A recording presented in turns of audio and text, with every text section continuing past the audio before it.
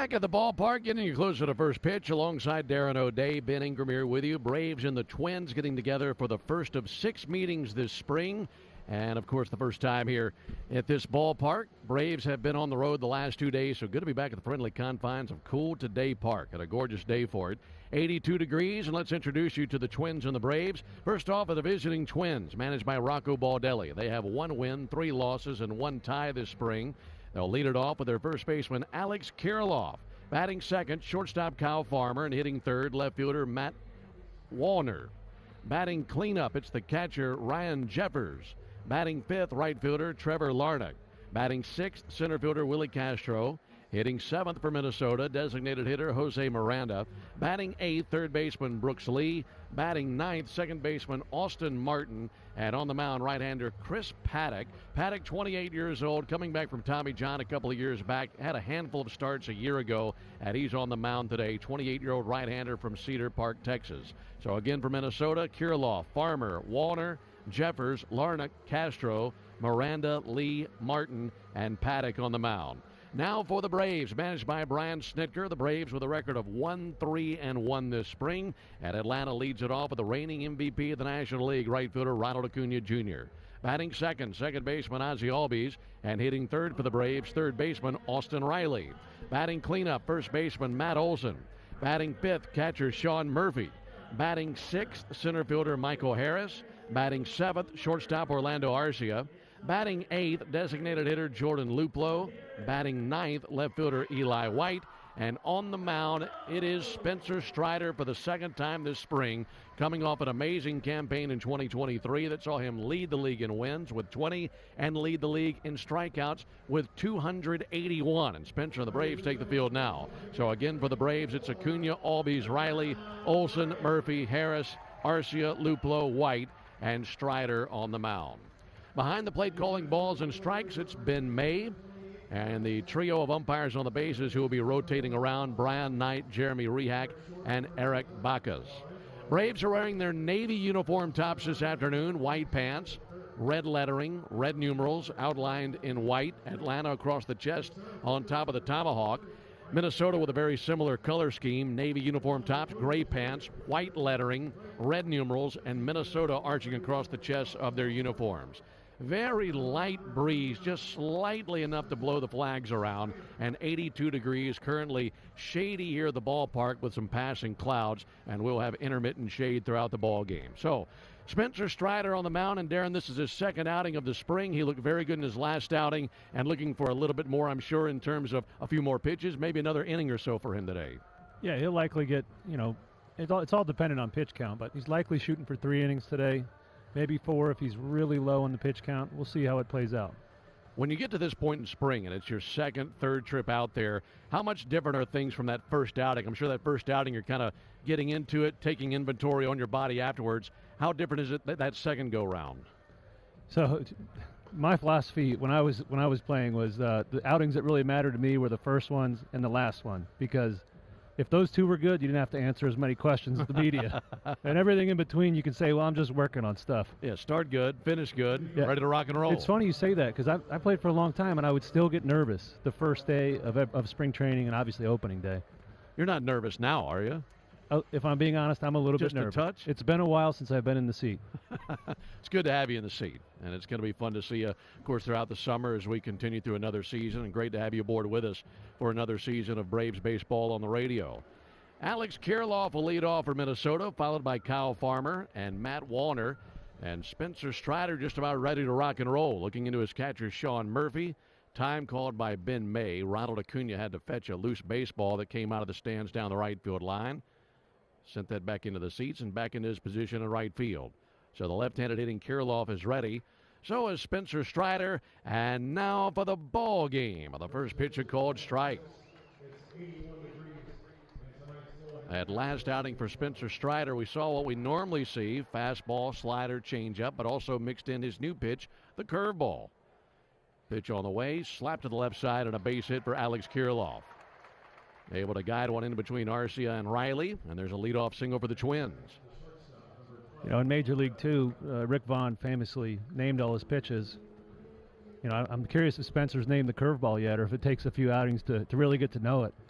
Yeah, a curveball, first off, that's just too boring of a term to use if you're Spencer. Yes. I'm sure at some point we'll come up with some colorful nickname that maybe we can't even say on the air. I'll get to the bottom of it. Out at first base, Alex Kirilloff. Here's Kyle Farmer. Farmer swings at a drive out towards center field. Coming in, Michael Harris, and he catches that liner chest high. So a very aggressive approach by Kyle Farmer. Hit one right on the barrel, but directly to Michael Harris and one away.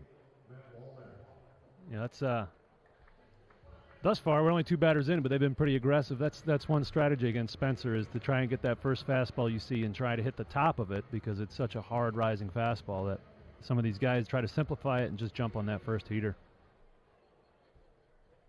Matt Wallner, the hitter. Wallner takes a ball low. And that's an interesting strategy, and I'm sure that it's one that lots of teams will bring versus Spencer, try to get aggressive, get that fastball. Mm-hmm. But at the same time, his fastball is no ordinary fastball, and I'd understand, too, if batters want to take a look at it just to see what that thing looked like. Comes hissing in there, 99-100. There's a ball low and inside, threw a curveball there, and a 2-0 count. Yeah, we talked about it last year. Kyle Schwarber, one of the best power hitters in the league, said hitting Spencer's heater is like trying to hit a BB. So it's easier said than done.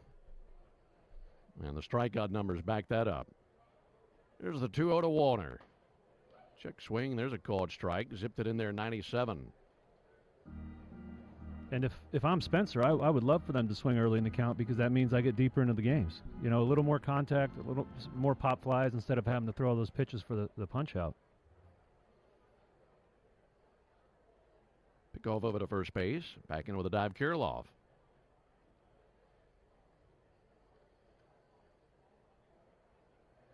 Guess it doesn't take very long for a starter to recognize what the approach is for that lineup that day, is it?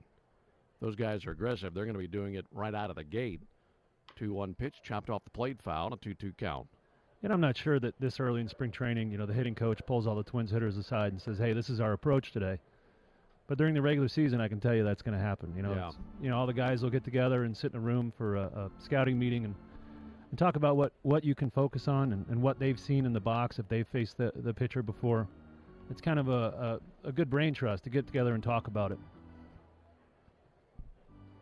No score, top of the first inning. Runner at first, one down. Matt Wallner with a 2-2 count.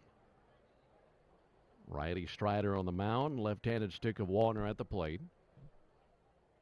Lead at first base by Kirilloff. Strider fires. Low and inside, 3-2. Strider faced the Rays on Saturday, went 2 innings, no runs, 1 hit, a walk, and 4 strikeouts. He faced 8 batters.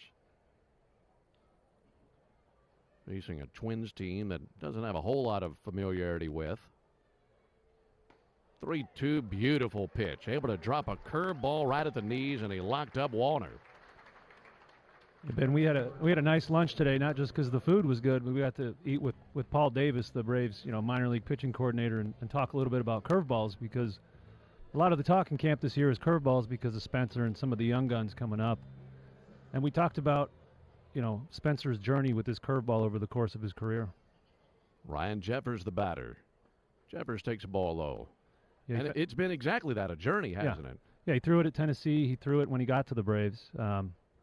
Threw it for a while. It wasn't a great pitch, and as the Braves do with a lot of their young guys, they say, hey, let's focus on the slider. Once we figure that out, maybe sometime down the road we can come back to the curveball. They've come back to it. 1-0 pitch on the way, and that's low. Snap throw down to first base. Close play, but back in there, Kirilloff. Good throw by Murph down the first base line. Yeah, you like to see that. That was a great throw from his knees. That was pretty close. That might be reviewed during the regular season. Yeah. And I think that curveball for Spencer is especially going to help him against lefties. You know, the same-sided hitter, the same-handed, so right-handed hitter, you're going to really focus on that slider because it's moving away from him.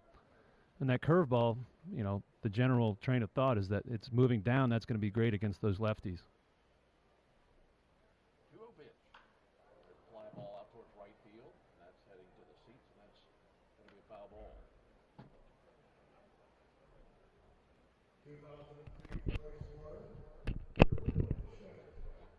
So make it a 2-1 count. There I am. One other thing we spoke about is that curveball is a great pitch to steal strikes with. Mm-hmm. You know, early in the count, not a lot of big league hitters want to swing at a big looping curveball at 80 miles an hour when you're expecting 98 or 99.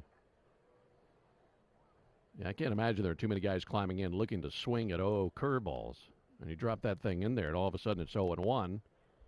There's a 2-1 pitch on the way to Jeffers. That'll be sent foul into the seats down the right field line, 2-2.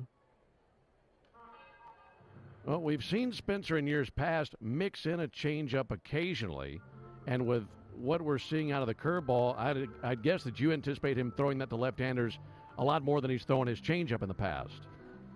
Well, I actually asked him that question. Are you going to keep the changeup? And he said yes. He actually has refined that pitch as well. So he's looking, like I said, he's tireless in his work. He's always trying to improve. So we'll see if he can improve the shape of that changeup as well. 2 balls and 2 strikes on Jeffers. Pitch on the way from Strider. He swings and sends 1 foul. I think it's just something else to show the hitters that will allow him to not have to rely on his heater as much. Because if a batter's really got your heater timed up, he can foul off 2 or 3 and really cost you those pitches trying to get deeper in the game. 2-2. Shot out towards short, taken on 1 bounce by Orlando Arcia. Goes the short route to second to get Kirilloff, and that ends the top of the first inning. So for the Twins, no runs, 1 hit, no errors, 1 left. We played a half an inning, Twins nothing, and the Braves coming up when we come back.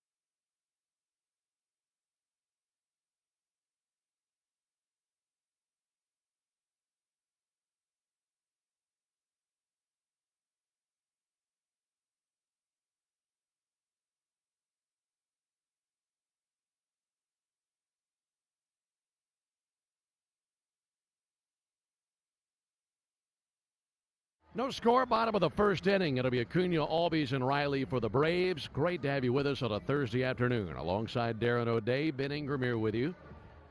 Chris Paddock, the right-hander on the mound for the Twins. And here comes his first bullet of the ball game to Ronald Acuna. Ronald swings and sends 1 foul over the rooftop down the first base line. And it's 0-1. The leather for the Twins has Alex Kirilloff at first base, Austin Martin at second, Kyle Farmer at short, and Brooks Lee at third base. Get to the outfield after this 0-1 pitch to Ronald Acuna. Righty deals. Acuna takes a high strike, and it's 0-2. Matt Wallner in left field today for the Twins. Willie Castro patrolling center, and Trevor Larnach is out in right field. Ryan Jeffers the catcher. Chris Paddock on the mound. 0-2 popped up, spinning back and foul. Paddock last season, just 2 starts, was coming back from Tommy John. It was his second Tommy John surgery. The other was back in 2017. And this upcoming season will be his 6th in the big leagues. 0-2 low and in, 1 ball, 2 strikes. Yeah, the Twins are really encouraged about how he came back from Tommy John. He was throwing 1.5 miles harder than before the surgery. Here's a 1-2 pitch. Acuna with a vicious swing, fouls one back. 95-mile-an-hour fastball. That's a heater you're talking about. Yep. And he just showed Ronald probably his best pitch, his changeup. Sky-high whiff rate on it. That'll be a pitch that'll test these Braves hitters' discipline all day. 1-2 on Acuna. Offering on the way, and a big bouncer out to short. Taken on the second hop by Kyle Farmer. Bell tie. He throws on the run and one down. Paddock's a big guy, 6'5", 217, right-hander, 28 years old from Cedar Park, Texas. He was a former 8th-round choice of the Marlins in 2015, signed with Miami over his commitment to Texas A&M. And he was traded to the Padres in 2016 and traded to the Twins in 2022. Ozzie Albies hits one hard out to first, scooped up by Alex Kirilloff, tossed to the bag. Paddock is there, and a 3-1 putout is the second out of the inning.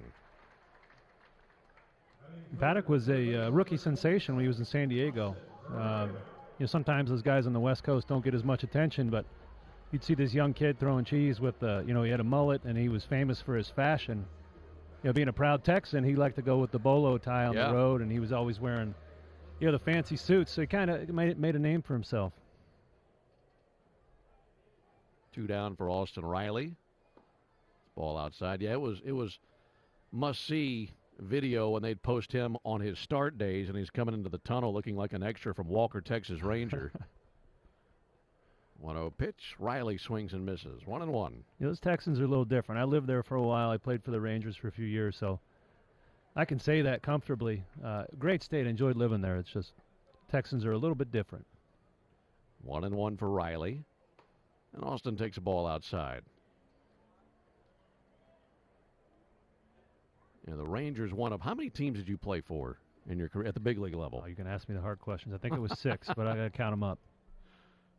2-1 hit well out to right field, but that's going to be hanging up for Trevor Larnach. And he darts in, makes a chest-high catch. Riley hit it right on the screws, but directly to Larnach. And the Braves go down to 1-2-3. We played 1 inning. We head to the top of the second. No score.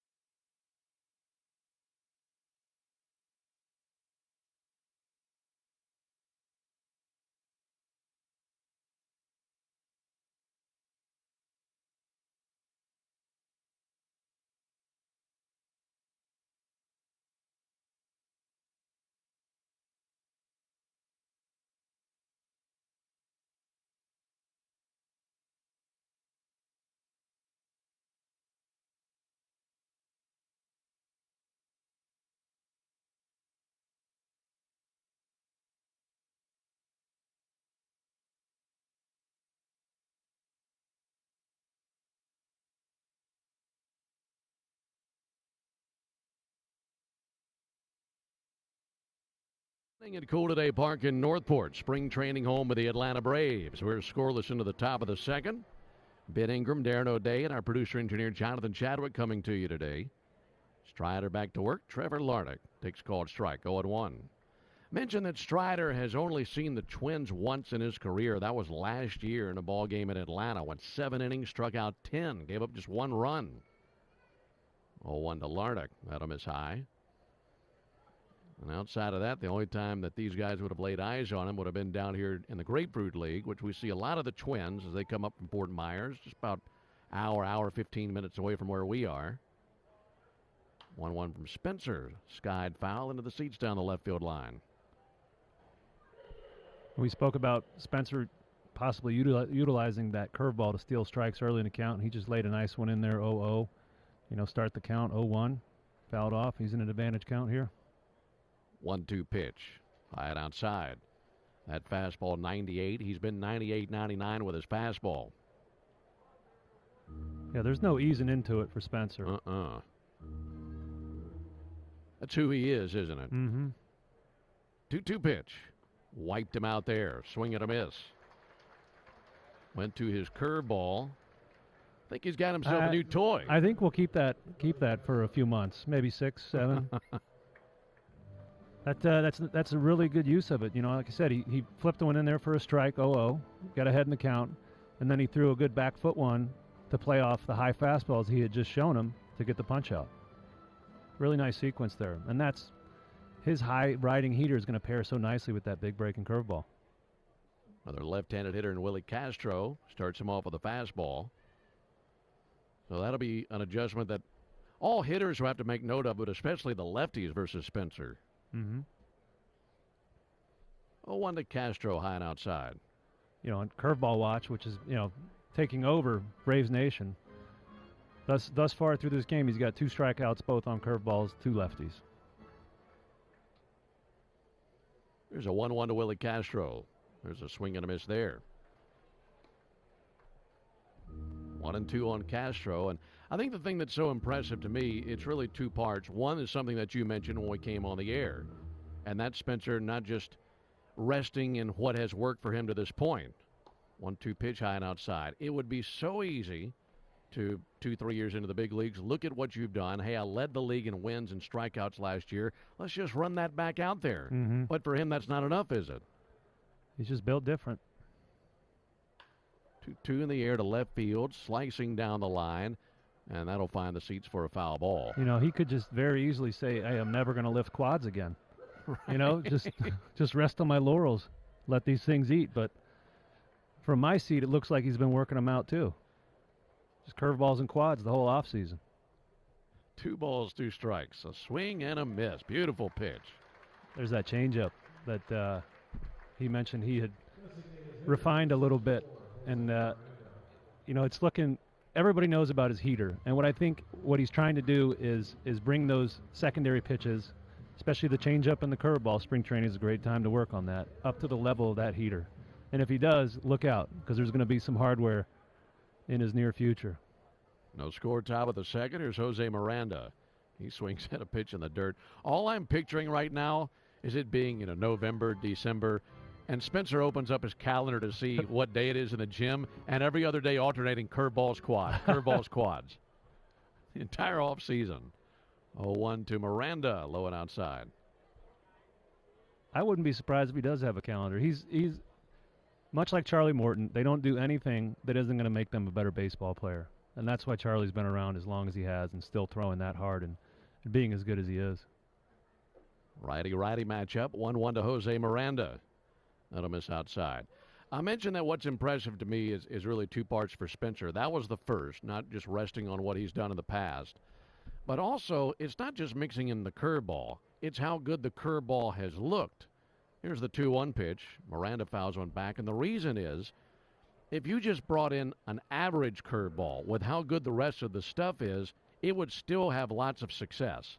But it looks better than an average curveball to me.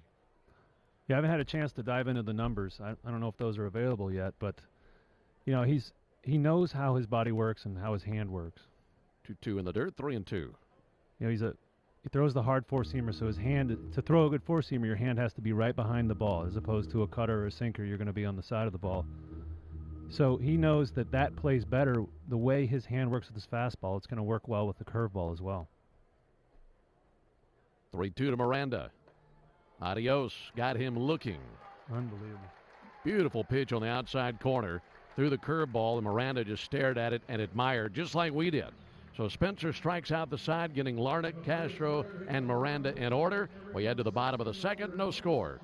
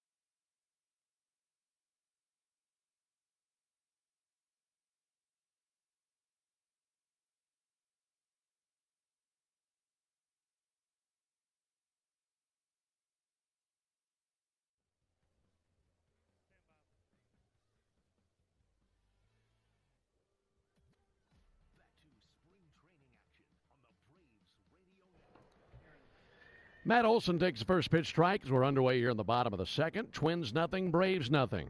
Alongside Darren O'Day, Ben Ingram here with you at Cool Today Park. Chris Paddock's pitch swung on a miss by Matt Olson. 0-2 on Matt. Coming off an amazing season that saw him belt 54 home runs and 139 RBIs. 0-2 low and outside. Olson, Murphy, and Harris for the Braves are in the bottom of the second, facing Chris Paddock. Right-hander peers over the top of a red glove. Wind up in the 1-2 pitch. And a ground ball to the right side. A lunge by the first baseman, Kirilloff. From a knee, throws to the bag, throws it wide. That goes to the Braves dugout, and Olson digs out for second base. Kirilloff dove to his right, rolled over the top of it, and when he threw to the bag, that was nowhere near the bag. Nothing that Chris Paddock could do. Yeah, and Jeffers was going to back it up, back up the throw over near the Braves dugout, and assist from the Braves bat boy cleaned his clock going over there. He was running out to get the bat maybe a little too eagerly, and Jeffers couldn't get to that backup in time, so Matt took second base. Base hit and an error. There's Sean Murphy. Murphy smacks one to a diving Kyle Farmer at short. He's up with it, throws to first base, and dug out by Alex Kirilloff. That's a sparkling play defensively. Farmer went diving to his left like he shot off a trampoline, clubbed it, hit the deck, popped up, made a good throw. Kyle Farmer, Georgia Bulldog, and Atlanta area native. Hey, quick game update from Port Charlotte. Forrest Wall just hit himself a 3-run tater. Did he really? Yeah. And he's having another strong spring. Mm-hmm. Lots of power, lots of wheels this spring. Pitch on the way to Michael Harris, who also is having a great spring. Takes a called strike. Yeah, what an exciting time to watch Michael Harris play baseball. You can just tell he's really figuring it out. His 2 homers this spring have been 2 that you would like to marvel at if you were here. Here's the 0-1 pitch. That nestles in for a strike. That home run that he hit yesterday just about landed on the freeway on the other side of the right field wall in Clearwater. Just about caused a pile up out there.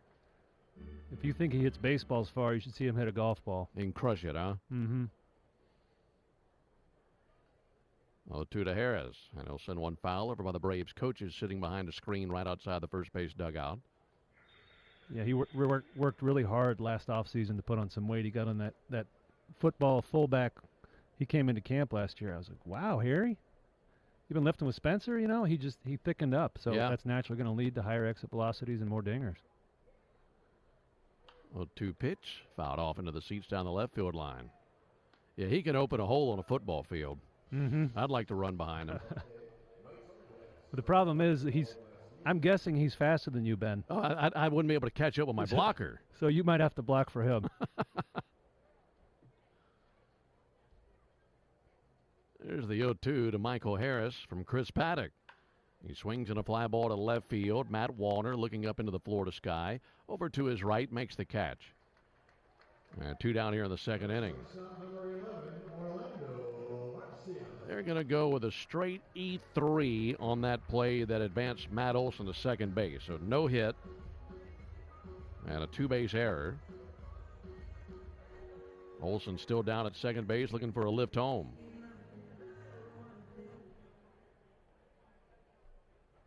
Bat in the hands of Orlando Arcia. No score in the bottom of the second inning. Arcia takes ball outside.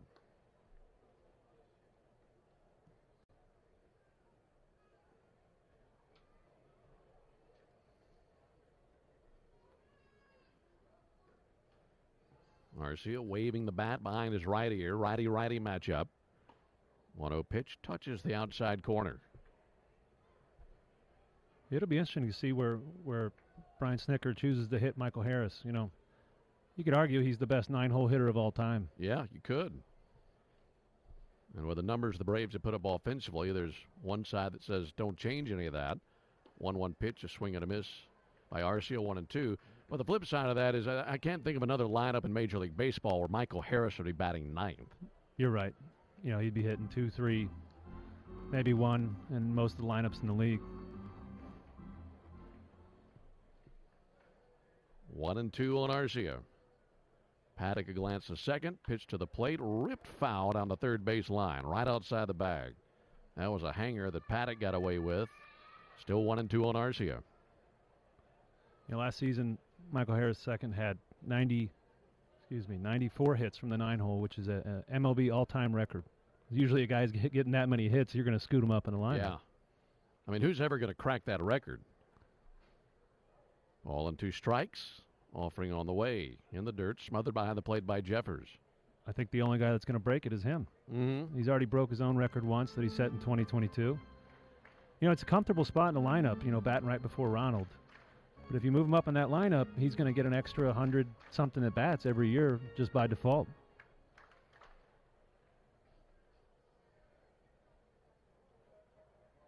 2-2 to Arcia. Good eye there. Lays off on a 3-2 count. Well, Michael Harris hitting just a shade under 300 each of the last 2 years. Just amazing production, winning the Rookie of the Year award 2 years ago. Matt Olson takes a lead at second. Paddock steps off the back of the rubber, glancing back at the speedy Matt Olson.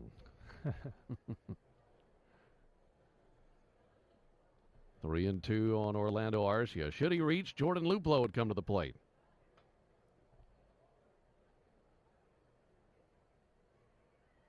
Here's the payoff from Paddock. Swing and a miss. Arcia strikes out. And that ends the bottom of the second inning. First strikeout for Chris Paddock. No runs, no hits, 1 error, 1 left. We played 2. And as we head to the top of the third inning, no score.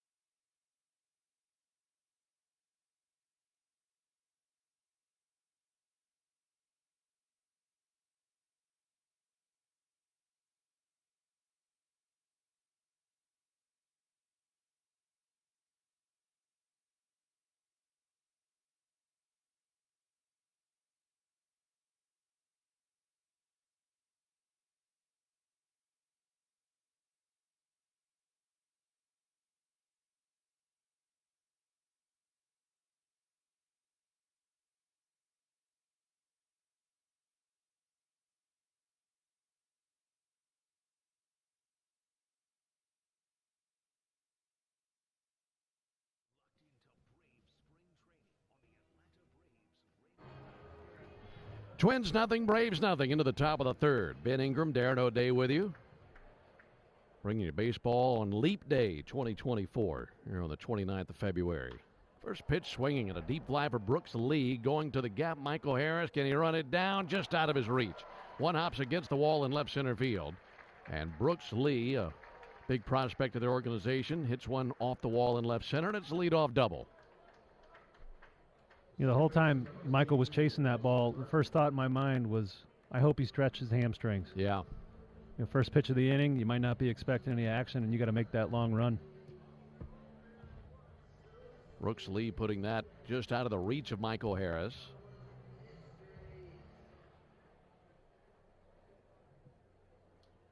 Austin Martin, second baseman out of Vanderbilt, up to the plate. That's bounced in front of the plate. 1 ball and no strikes on Martin.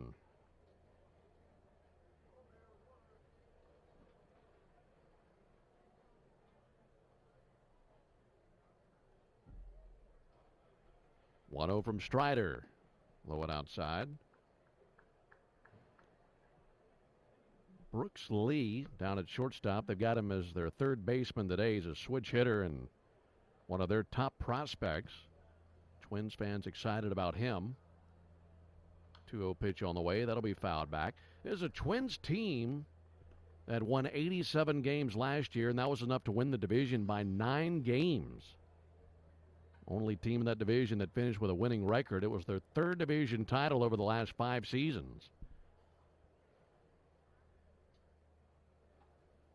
2-1 to the 9-hole hitter, Austin Martin. And here it is from Spencer. That'll be fouled off, 2-2.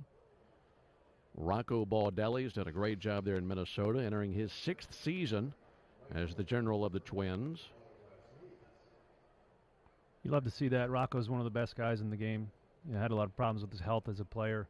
Now to see him succeeding as a manager is fantastic. 2 low and outside. I'm old enough where I've actually played against him. And that's how you know you're getting old, Ben, is when all the guys you played with are now managers and coaches and GMs.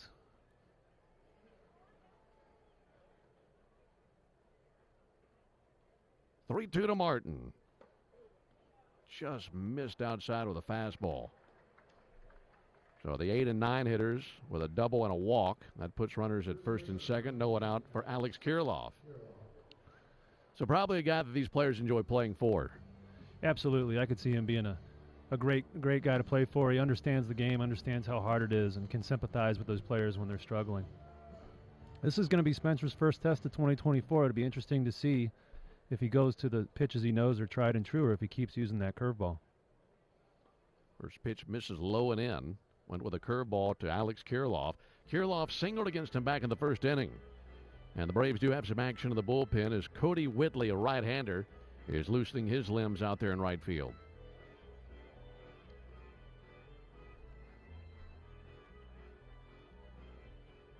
Runners at first and second. No one out, no score. Strider's 1-0 pitch. It's the outside corner. 2 balls and no strikes on Kirilloff.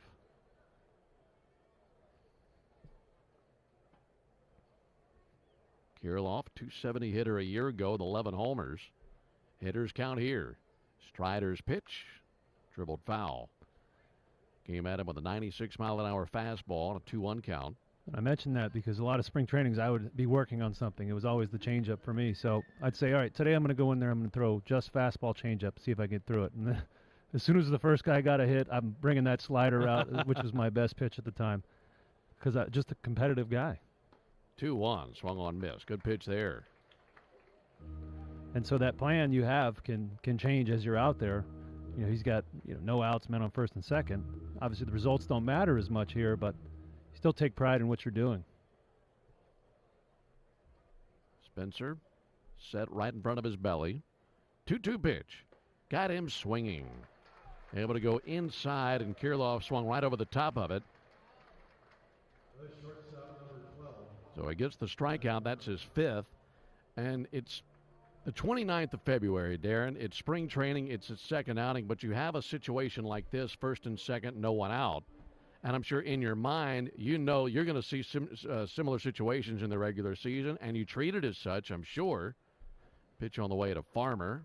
Swung on miss, because you want to mimic down here what you may see in the regular season and prepare for as much. For sure. The second word is training. So this is training for the regular season, and this is a good time to work on things. Righty-righty matchup. Farmer takes the ball low and outside. Later in camp, they'll start bringing relievers in with guys on, major league relievers in with guys on base, because they want them to reacquaint themselves with pitching with inherited runners. Right. So they'll try to cherry pick these situations to get you to practice those spots you might find yourself in during the summer. 1 ball and 1 strike on Kyle Farmer. Been a good ball player for a while. Like you mentioned, Georgia boy. And with the Dodgers and the Reds, and now the Twins. Waiting on the 1-1. Spencer fires. Good fastball over for a strike. Perfectly placed 97-mile-an-hour fastball.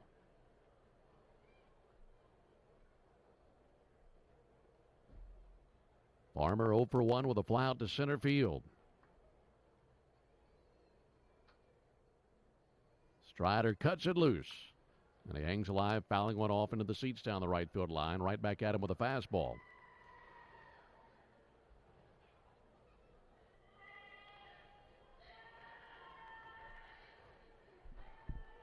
Kyle Farmer, 11 homers a season ago, twitching his fingers on the handle of the bat.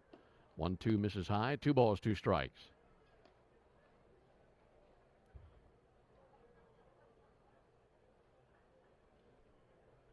That first outing for Spencer Strider faced 8 batters, so this is the first time this spring he's seeing hitters for the second time. Shakes off with Sean Murphy. Now time taken. Runners at first and second, 1 down, and a 2-2 count on Kyle Farmer. Strider a glance to second. Leg kick in the 2-2. Ground ball weakly to third. Riley has it. Down to Ozzie. There's 1. Over to Matt. There's 2. Strider gets the ground ball that he wanted. Get him to 2-2 count. You're thinking overpower him, strike him out. Well, he gets 2 for the price of 1. And that gets him out of the jam in the top of the third. No runs, 1 hit, no errors, and a man left. Into the bottom of the third, no score.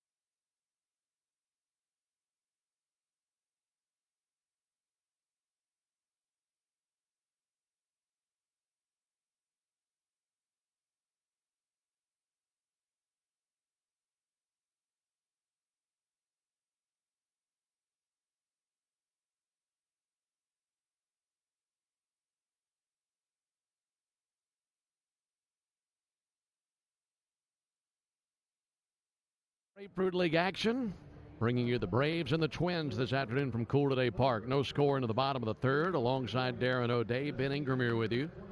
New pitcher for the Twins, a member of the Grapefruit League All-Name Team 2024. This is Cody Funderburk. Huge left-hander, 6'4", 230. Cody Funderburk. And he'll be facing Luplow, White, and Acuna. Pitch misses high. Cody Funderburk out of Dallas Baptist University. Made it to the big leagues last year. Made 11 appearances. Looked pretty good. Gave up 1 run in 12 innings. Here's a pop-up foul ground. Playable for Alex Kirilloff. Right outside the first base coach's box. Makes the catch. And 1 down as Luplow's retired. Yeah, Mr. Funderburk had himself a nice MLB debut. 12 innings pitched, 19 punch-outs. Batter's only hitting 146 against him. Twins have to be encouraged by that. Yeah, 27 years old. He put up a line like that, and you come into camp the very next year with a whole lot of confidence, I'm sure. Mm-hmm. Here's Eli White. Eli takes 1 outside. The line for the starter, Chris Paddock. 2 innings, no runs, no hits, no walks, 1 strikeout. Now the Braves facing Cody Funderburk. Eli White takes ball inside. One of my favorite storylines of spring training is where guys are at in their career and how they how they're either fighting to make the team, or if they're already on the team, or they know they're not going to make the team. 2-0 pitch. White sends one foul on the left field line. And you mentioned he probably comes into the season with some confidence and his chance to make his first opening day roster. It's a fun time in a career, but when you're in that position, you need to come into spring training 100% ready. Whereas if you're a veteran guy, you can come in, a couple weeks away. 2-1 low and in. So a big difference in coming in with a gig versus a guy fighting for one. Yeah, I think towards, well, I'd say in the middle of my career. At the end of my career, I wasn't that good, but in the middle, spring training was kind of, you had to get your work done, but it was also vacation. 3-1, that'll be clubbed into right field. Eli White able to send one out to right field, takes a big turn around first, and it's a one-out single, and there's the first base hit of the ball game for the Braves. And the reason for that is you came in at that point in your career, you knew you had a job. Correct. Yeah, and you didn't have to come in. Maybe you stop. You don't start throwing until a couple weeks later because you had a long season. You played deep into the postseason. So you have a little more assurance that even if you don't perform to your best in spring, you're going to go north with the big league team. Ronald Acuna 0 for 1 with a ground out to short. No score here in the third inning. Pick off of it to first base, and he throws that away from Alex Kirilloff. Down to second base for White. Honestly, the throw didn't look terrible. It's almost as if Kirilloff just took his eyes off of it. I think he got a piece of his glove on it, but he couldn't squeeze it. And that's how you know Mr. Funderburk is nasty. The first baseman can't even catch it.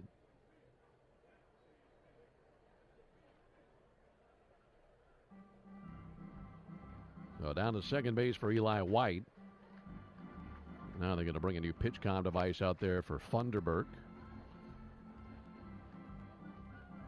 We talked about how spring training can be training for situations you'll have during the season. This is a perfect example. Now he's got Eli White's on second base for no fault of his, and he's got to put that behind him and keep moving forward one pitch at a time. Errors are going to happen during the regular season, and you have to be able to move past that.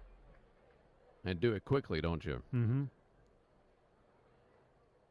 Ronald Acuna looking to make it 1-0 with a base hit. Pitch on the way from the lefty Funderburk, low and in. That might be the most challenging thing about pitching in the big leagues from where I sit. And you tell me if I'm right or wrong, because you have something that happens out of your control sometimes that hurts you. And not only do you have to turn the page, you have to lock in a situation like this. That's Ronald Acuna in the box. 1-0 turned on, sent foul on the third baseline. Yeah, no big deal. You're facing the best hitter on the planet. That's life coming at you quickly. I think that's the real separator in the major leagues. I don't know hitting that well. I know hitting is a lot more fair than pitching, but the guys in the major leagues, the separator is the mental game. Acuna, check swing, tapped up the first base line, foul. Everybody's talented. You go to a AA or a AAA game, you'll see guys throwing a lot of the same stuff you see in the major leagues. Probably not quite as consistent, but what that separator in the major leagues is the guys who are mentally strong and can do it every day for 6 to 8 months every year. And a lot of that middle game, I'm guessing, comes over time. You develop that, Yes. don't you? 1-2 for Ronald Acuna. Pitch on the way to Ronald. Backdoor breaking ball that missed. 2-2. Imagine you're Herson Waldrop walking into your big league spring training with the the best team in the league last year, and you have to have that confidence to be able to fit in immediately. Or are you going to be nervous? 2-2 smacked out towards left center field, into the gap, and all the way to the wall. Make it 1-0 Braves. Ronald Acuna cruising into second base. That was smacked by Ronald. And it is 1-0 Atlanta.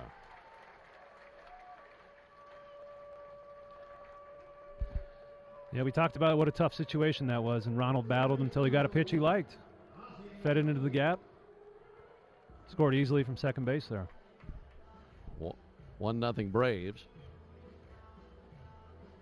By the way, on that error that allowed White to reach second base, they go E3. So it was against the first baseman Kirilloff. There's a called strike. So just like what we saw, we thought that the throw was pretty good by Funderburk, at least good enough, and Kirilloff just didn't see it. Pitch on the way to Ozzie. High and outside, 1 ball, 1 strike. Ozzie Albies over one with a ground out to first. Open stance. Right-hand batter's box facing the lefty Funderburk. Funderburk wheels around, looking Ronald back to second base. 1 run, 2 hits for the Braves. No runs, 2 hits, 2 errors for the Twins.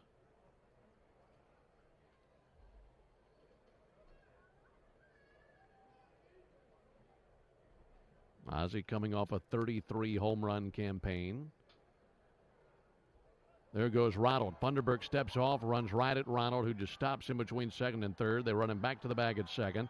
Now back to third. The rundown continues. Ronald on the grass of the infield. Now back out onto the dirt. They've got him in a lengthy rundown here. And about the 8th man in the rundown puts the tag on him. Well, that's a major league rundown right there. You had everybody involved in that play but the right fielder. There were 8 guys standing around trying to get one out. What's that game? Pickle you used to play? Or man in the middle? Yeah, that's what it was. And I believe Ronnie could have gone on as long as he wanted. He just got tired. So he's caught stealing. So the base is now empty, 2 down, and a 1-1 count on Ozzie Albies. Braves leading 1-0 in the bottom of the third. Albies fouls one back. Let's pause 10 seconds for station identification. You're listening to Atlanta Braves Spring Training Baseball. Atlanta Braves Spring Training is live on WIFN Atlanta, Dickey Broadcasting Station, 1340 and 103. 1-2 on Ozzie Albies. Pitch to the plate. Missed with a backdoor breaking ball. A 2-2 count.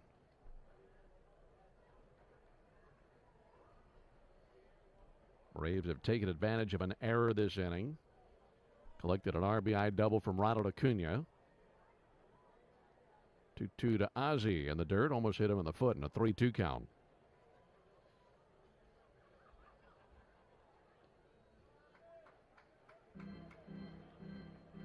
You will likely see Cody Whitley, or at least he was tossing. Aaron Bummer was also tossing as well. Could see him as well in the top of the inning. And it is just Bummer now. Speaking of bummers, Ozzie strikes out. He goes down swinging. That ends the bottom of the third. So we'll see Aaron Bummer when we come back. We head to the top of the 4th inning. 1-0 Braves.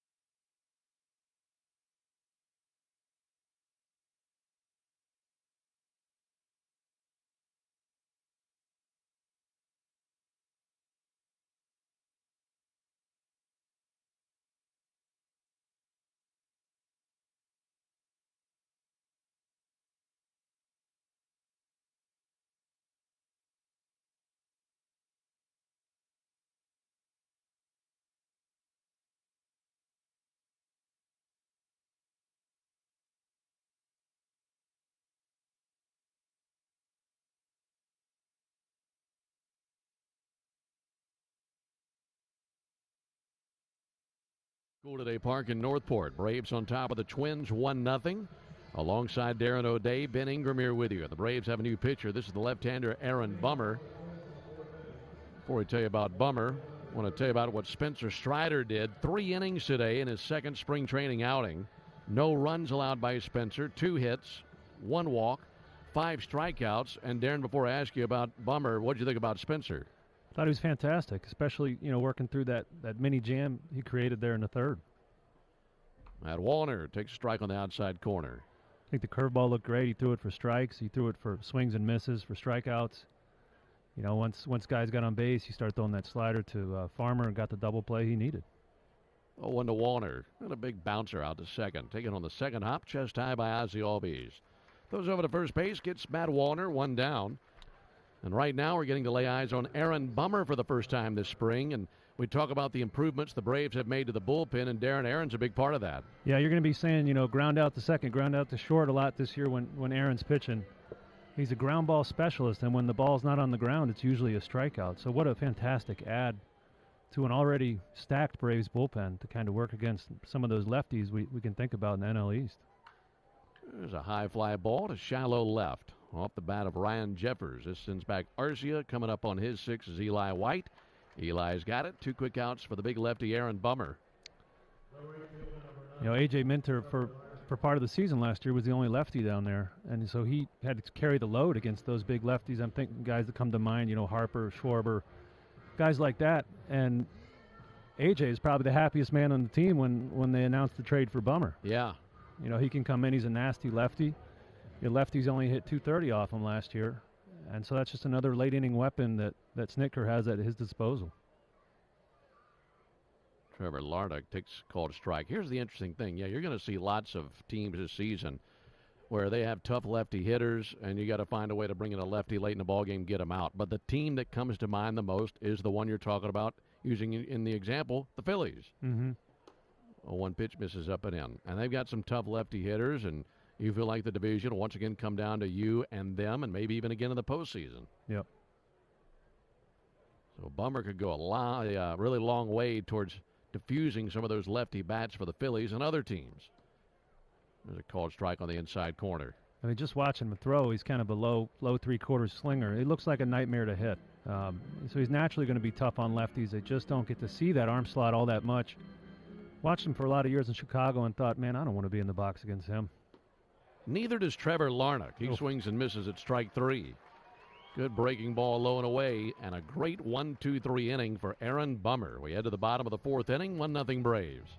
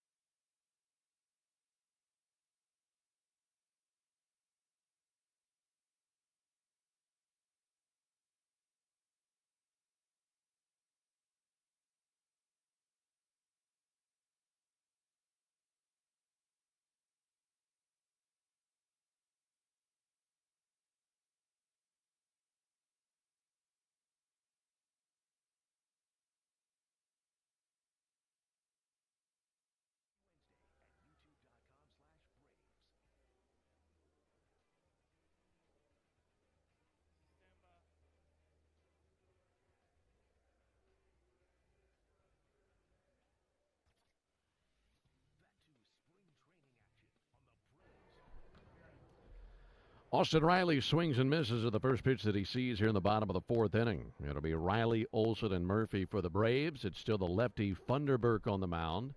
Atlanta leading 1-0. And Riley takes breaking ball low and in. Ben, we might have pulled up to the wrong game today. We should be down in Port Charlotte. What's happening down the road? Forrest Wall just hit another 3-run dinger. Come on. It's 11-2 down there. 1-1 outside. He has 2 3-run homers today? Yeah, and one of them's off Zach Eflin, who's a bona fide big league pitcher. He's trying to lead the Grapefruit League in homers. And RBIs. And stolen bases. 2-1. Clocked into right field. Down for a base hit for Riley. Over to his right, Trevor Larnach. Backhands in right field. Guns it in. And there's a leadoff single for Austin Riley. That's good to see, man. The first inning, he hit a missile to right on a breaking ball away, and he did the same thing right there. When Austin's staying inside the ball and hitting it hard that way, he's in a good spot. Now Matt Olson faces the lefty Funderburk. Olson reached on a 2-base error in the second inning. Takes fastball low and outside. You said 11-2 down the road? Yeah, Big Bear Marcelo Ozuna is 3 for 3 as well, 3 singles and an RBI. That's great news. David Fletcher's having a good day. 1-0 up and in, 2-0. Yeah, split squad today for the Braves. Braves have one team about 10 miles down the road in Port Charlotte facing the Rays and leading 11-2. And then here at Cool Today Park leading the Twins 1-0. Matt Olson fouls one off right back above us. Yeah, it's pretty regular for teams to have split squads because the rosters are so big this time of year that you need 2 games to play in. And sometimes where it gets to be interesting is when you have a day-night split and then the coaches have to go to both games. I always love those. They got to pull the double duty. Yeah. 18 innings. Oh, you should see these coaches the next morning. They're in shambles. They're just mainlining coffee in the morning. 3-1 on Olson. Here it comes, and he swings and misses 3-2. When it came to a split squad, and you knew that you were going to work that day, I mean, did you really have to petition hard to get the home game and not have to travel? Well, you see, Ben, if you hide your gray pants early in spring, gray being the road pants, they can't send you on the road because you don't have any pants to You don't wear. have the equipment. Yeah, so I would hide them somewhere really hard to find. Pick off to first base. Or you know what I'd do early in spring? I'd volunteer to go somewhere really close. Like here would be Port Charlotte. When I was playing in Sarasota, it was Bradenton. It's only 20 minutes away. I say, hey, I'll do the road game today, because it's come off like the nice guy. It's actually closer to my house. 3-2 to Olson. Missed low ball 4. So a single and a walk to get things going. All right, so the veteran move for spring training, when you get there, volunteer for the first close road game. Correct. And then take the gray pants and trash them somewhere. Exactly.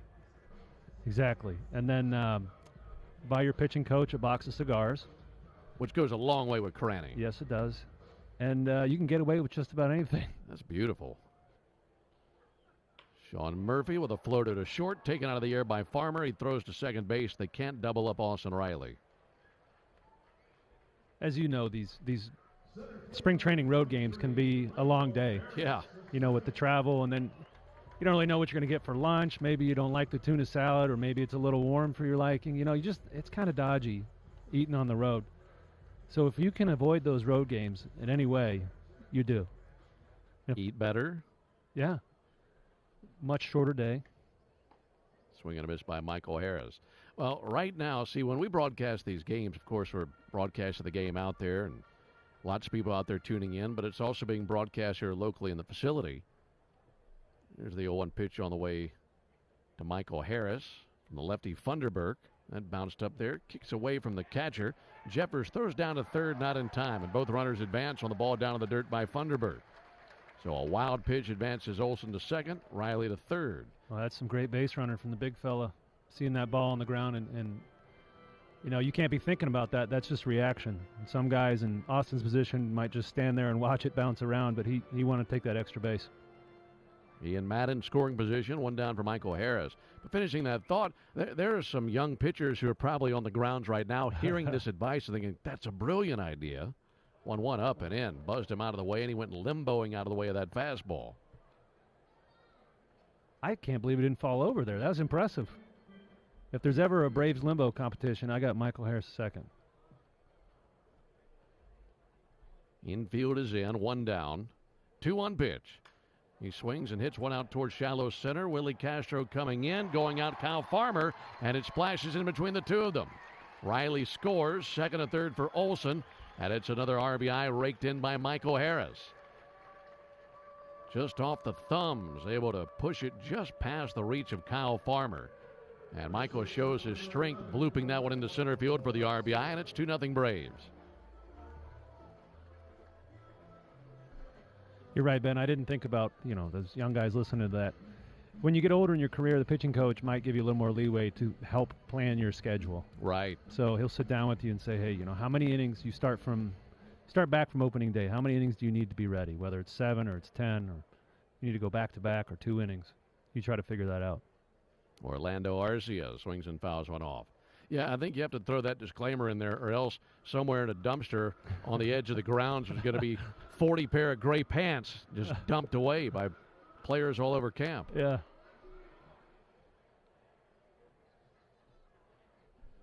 Runners at first and third, one down. Braves leading 2-0. Oh, one huge swing and a miss by Arcia. I believe he grazed the catcher Ryan Jeffers and immediately apologizes.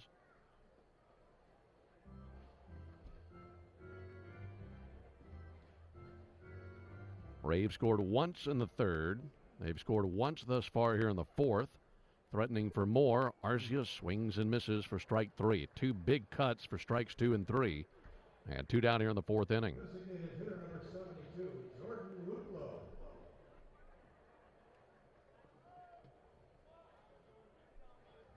That'll be the end of the day for Funderburk.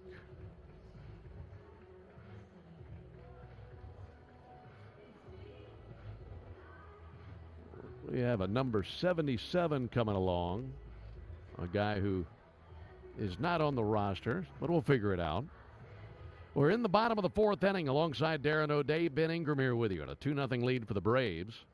Jordan Luplow will be the batter with the runners at first and third and 2 away. We've seen an RBI double in this ball game from Ronald Acuna and an RBI single from Michael Harris. That's how the Braves have scored these 2 runs. And we were talking about dodging road games. I wonder if this guy snuck on the bus.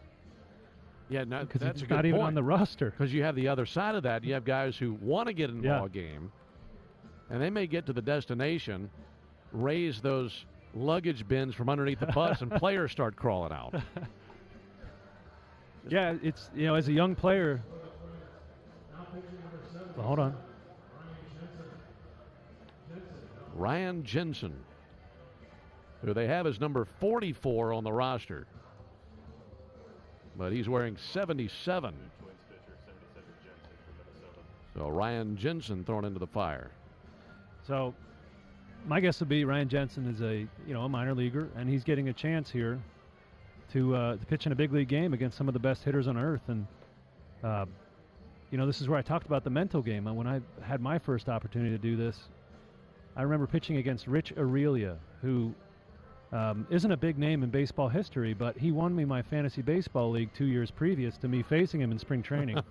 It was my first big league outing, and now I'm standing in the box with this guy that, won me $20 or something in college. He was a good hitter. He was good. And it's those moments where you have to decide if you're going to be intimidated by these guys you've heard so much about, or somebody you admire, or somebody you watch play, or if you're just going to see, hey, if I'm good enough to get this guy out. Right-hander Ryan Jensen throws his first pitch. On the move, Michael Harris. Throw down to second base. Not in time. Michael Harris with a stolen base, and he's in scoring position with 2 down.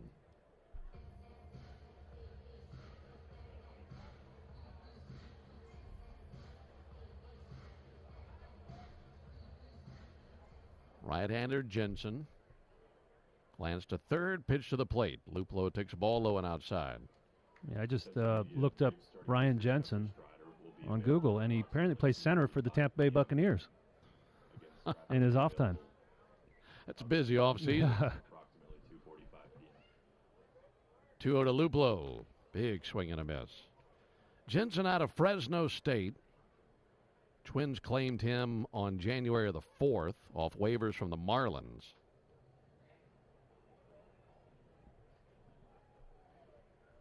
2-1 pitch. A little low, 3 balls and a strike.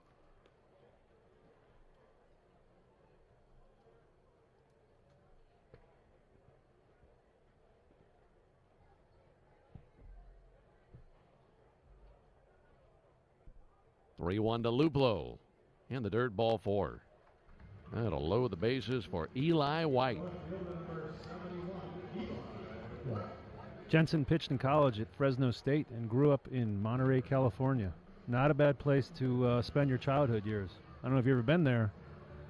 One of the most beautiful little corners of the United States I've been to. I've never been through Fresno.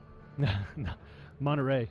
Oh, Monterey. The Fresno, I don't think we're going to say that about Fresno. Well, I've not heard that about that place. Eli White takes one eye outside. Yeah, the wife and I are going to do some vacationing in Fresno coming up. Yeah, Monterey would be nice. Ball and no strikes on Eli White. Jensen deals. White swings and fouls one back.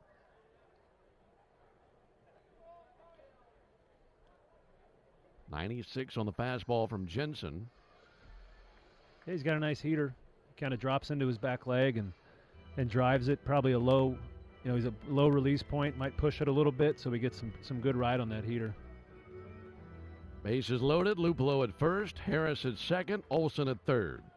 White in the box. 1-1 pitch. Swung on and a bullet through the left side and a base hit. Matt Olson scores. Here comes Michael Harris. Throw to the plate is late. The throw to the plate goes to the backstop. And the Braves tack on 2 runs on the base hit by Eli White. And it's now a 4-0 Braves lead with runners at second and third. You love to see it. We talked about, before the game, we wanted to see him put some runs up early in the game. And it looks like the starting lineup is going to do that right before they hit the showers today. Probably going to get 2 to 3 at-bats each. Limit their playing time here early in spring. Yeah, that means we get to see Ronald one more time. Base hit from Ronald could make it 6-0 with runners at second and third.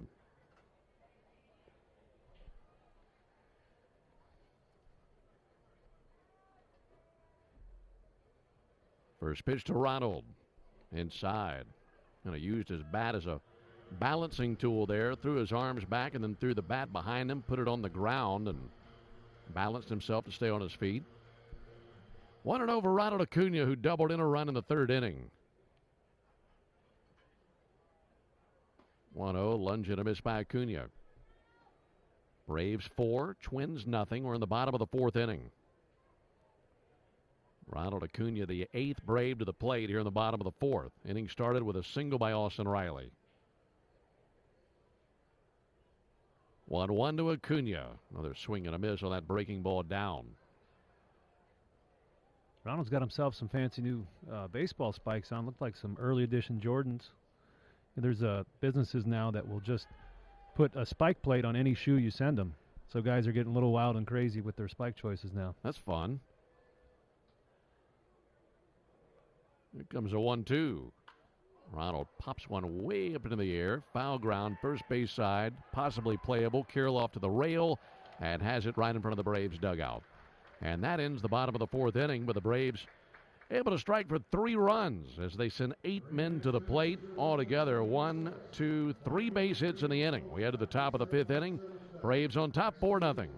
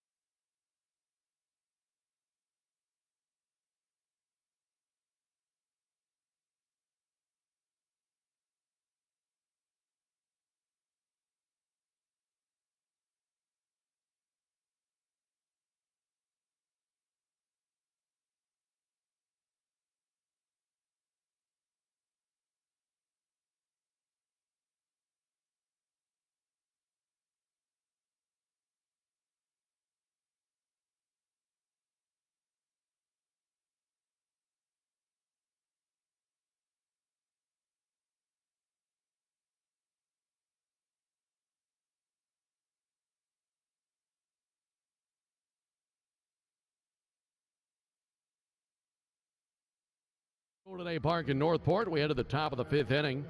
Braves leading the Twins 4-0. New pitcher right-hander Joe Jimenez. And I'm seeing Jimenez for the first time this spring, Darren, and it makes me think of what you mentioned earlier when it comes to Joe Jimenez, or seeing Aaron Bummer for the first time. Mm-hmm. We haven't seen Pierce Johnson yet. These guys that we know are going north of the ball club, no reason to see them right out of the gate in spring training as Willie Castro sends one foul. They can ease their way in like they're doing today. Yeah, it's about that time. End of the first week is when you usually see the veteran, setup guys. And, Iglesias might wait another day or two. It kind of goes down the line based on how many innings you're expected to throw. Willie Castro pops one up, left field. Coming in, Eli White. Going out, Orlando Arcia. And this is Orlando's ball. So out about 35 feet beyond the infield cutout, makes the catch in shallow left field. I was a bit surprised to see A.J. Minter pitching so early in the spring after the workload he carried last year. But if I didn't know him, I'd think there was something off. A.J. just loves to throw. He loves to get out there early and see how everything is. And he's been throwing and working really hard this offseason to be ready. One down for Jose Miranda. Takes ball low. We saw Aaron Bummer for what felt like about 2 minutes. What did you think about him? I mean, what an impressive inning. He didn't show that slider until the last pitch of the inning, and you could tell, Larnach missed the ball by about a foot. 1-0, crashed out towards left field, down for a base hit. Jose Miranda barreled that one. And it's a one-out single. Yeah, he's going to be a nightmare on lefties, as we talked about, just running that sinker in on their hands. And then it gives you so much more latitude to throw that slider away. If the sinker is moving into him and the slider is moving away, the hitter has to protect so much real estate because the pitches are moving horizontally in both directions. 1 on, 1 out for Brooks Lee.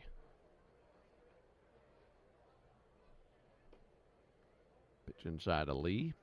And the other thing is, you talk to some good left-handed hitters, their least favorite pitch is a left-handed sinker because they just don't see all that many of them, especially a good one. A guy can make a career out of jamming lefties. Mark Zepchinski comes to mind for me. 1-0 in for a strike. Got jammed there in a 1-1 count. Aaron Bummer is a level above what Mark was. Mark was a good pitcher, but he would just come in there and just stay in the lefties' kitchen and just not let them get extended because they don't get much practice against those, and made a nice career out of it. Righty-lefty matchup. Pitch from Joe Jimenez. And they are foul to left field. Another great move by Anthopoulos to block up Joe Jimenez, who you could kind of tell halfway through, or maybe a third of the way through the season last year, really figured it out. Really, what impressed me the most about him is his fastball command, especially to his glove side. 1-2 fouled off. And especially given the fact that he had an operation the offseason prior and coming off of that to still put up those kinds of numbers. That's really impressive work. Yeah, really good work. It's going to be a loaded bullpen. There's going to be some guys pitching in earlier innings than they ever have before. 1-2 to Lee. Fouled off. Got a piece of Murphy. Feel like for baseball now and the way the game is played, and furthermore how the game is won, you want to have a lineup that can crush the baseball like this team has, rock solid starting pitching, but I think just as big a question now is what does your bullpen look like? And this is a bullpen that looks to be very deep, very strong. 1-2 to Lee, fouled off over into the Braves dugout. And that's the idea, is that you're strong. You're not just 3 or 4 strong. You're 8 strong or 7 strong. Because then when the A team needs a night off, the B team, guys like me, can come in and do that job. I was always on the B team. You can come in and give the guys a night off. AJ doesn't have to pitch every 8th inning. Pierce can pick that up, or Joe can pick that up. 1-2 to Lee. Hit well to deep right field. Going back now, Ronald Acuna, drifting to his right, makes the catch. About 10 feet shy of the warning track, hauls it in. 2 away here in the top of the 5th inning.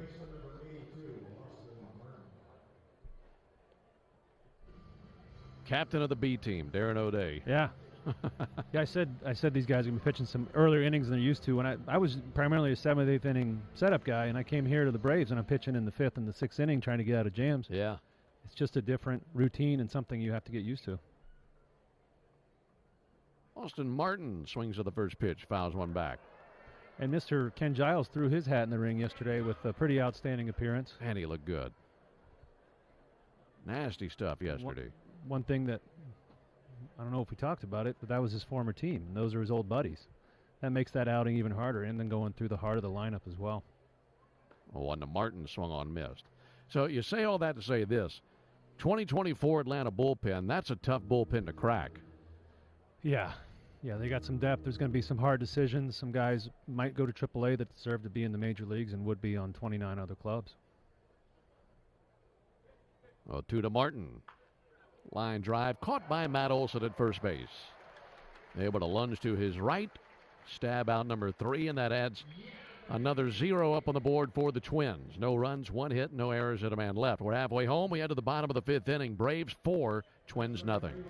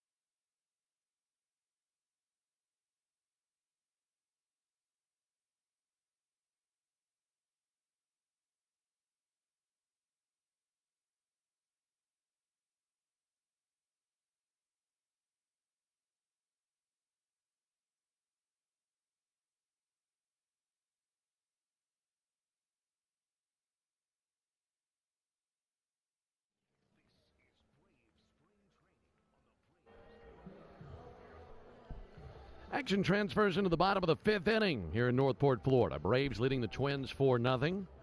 It's great to have you with us on a Thursday afternoon. Alongside Darren O'Day, Ben Ingram here with you. And Ozzie Albies leading it off for the Braves. He's 0 for 2. Ozzie takes a called strike from the new pitcher. This is Matt Cantorino. Cantorino, tall right-hander, 6'2", 222. He's out of South Lake, Texas. Righty deals, fooled Ozzie with that pitch down, kind of an excuse-me swing, and an 0-2 count. Also a new second baseman for the Twins, Jake Rucker, is in at second base for Austin Martin. Cantorino, leg kick in the 0-2. Ozzie reaches out, pokes one in the air out to short, caught by Kyle Farmer. One out here in the 5th inning.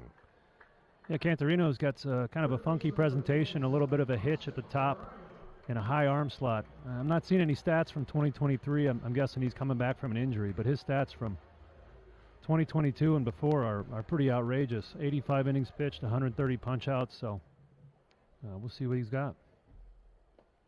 Ball low to Austin Riley. Yeah, he had Tommy John last year, apparently, or missed last season due to Tommy John. Seen a good approach today by Austin Riley, haven't we? Mm-hmm. He's been locked in, working the right side of the field.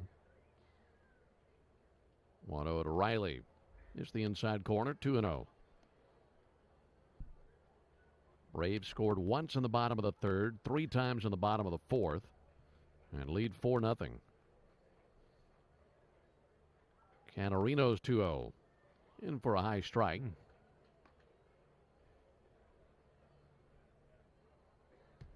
If you're climbing into the box versus Cantorino, it's going to take seeing him a few times before he really pick up what he's doing. 2-1 slug deep down the left field line. That is a foul ball. It's funny. I'm just thinking, if I'm a pitcher and I'm actually watching the game and I'm watching Austin, his first two at bats, hit missiles to right field, I'm going to react by trying to pitch him in that cat and mouse game, right? And Austin, he might be the cat, he might be the mouse, but he might be sitting in trying to pull like he just did there.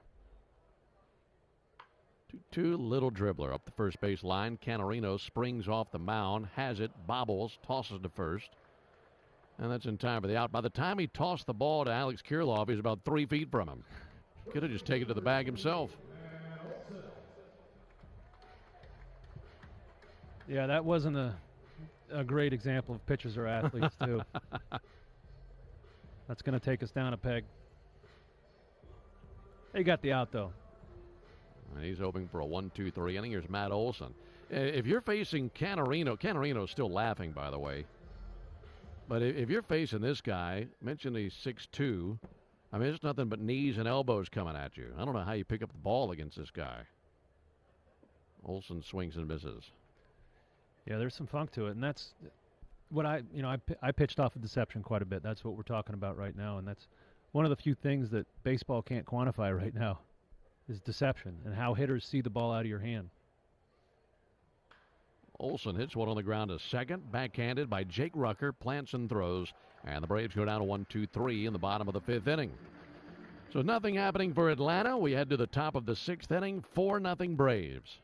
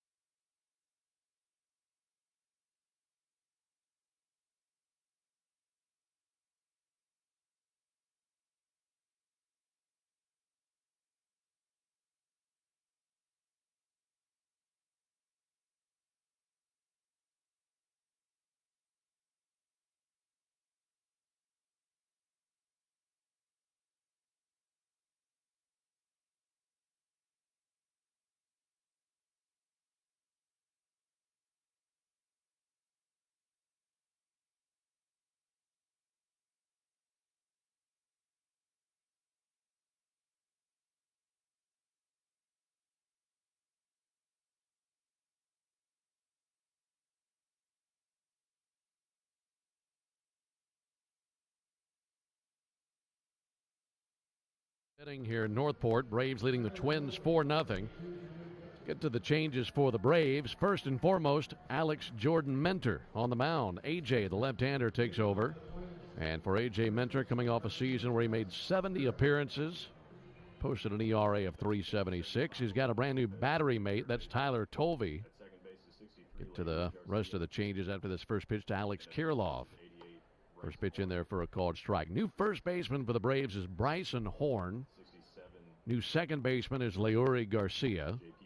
New third baseman, Alejo Lopez. And the new right fielder is J.P. Martinez. Oh, one is low, 1 ball and 1 strike. How's that scorebook holding up for your first spring training game, Darren? It's a disaster. They just called line change. It's like it's a hockey game. Ball to strike on Kirilloff. He's 1 for 2 today. Takes ball outside. Yeah, this is my first spring training game, and it's a different animal than those, the regular season games where there's very limited substitutions. That's what we've discovered, man. You can do a game down here and score a game here. You're fine for the regular season. 2-1 pitch. Sent foul. Arcing its way out of the ballpark over the stands down the left field line.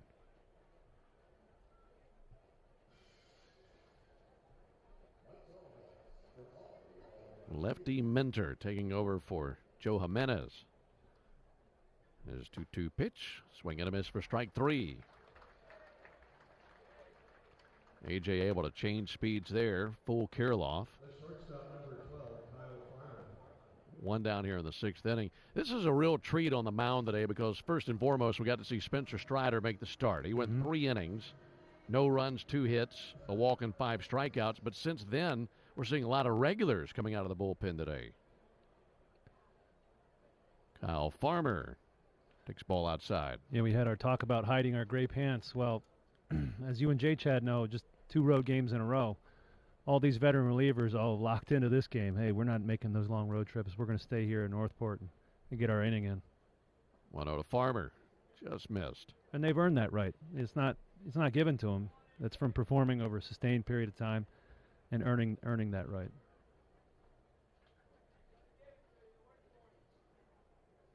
Two and 0 for Farmer. A.J.'s 2-0 pitch beat into the ground. Taken at third base on a bounce by Alejo Lopez. Throw across the diamond in time for the out. 2 down. I think I just saw Minter do something I haven't seen in the major leagues in a while. I think he just wiped off a sign. And if the catcher calls a fastball 1 and you want a curveball 2, you'll wipe your leg down once. Adding and subtracting. Right. You'll just jump up to the next pitch so you don't have to go through the process of calling another pitch. It's cool to see. I haven't seen it in a while, if that is what happened. Matt Wallner swings and misses. Well, pitchers have been doing that for a long time, but it makes even more sense to do that now with the pitch clock. Save you some time. And a new catcher that you probably haven't thrown to too much. Or he just had a bug on his leg. I don't know. Adam is low and outside. Would you ever do that? I did. Yeah, we used to do it a lot. You wipe up or you wipe down. I got used to doing it a lot in college.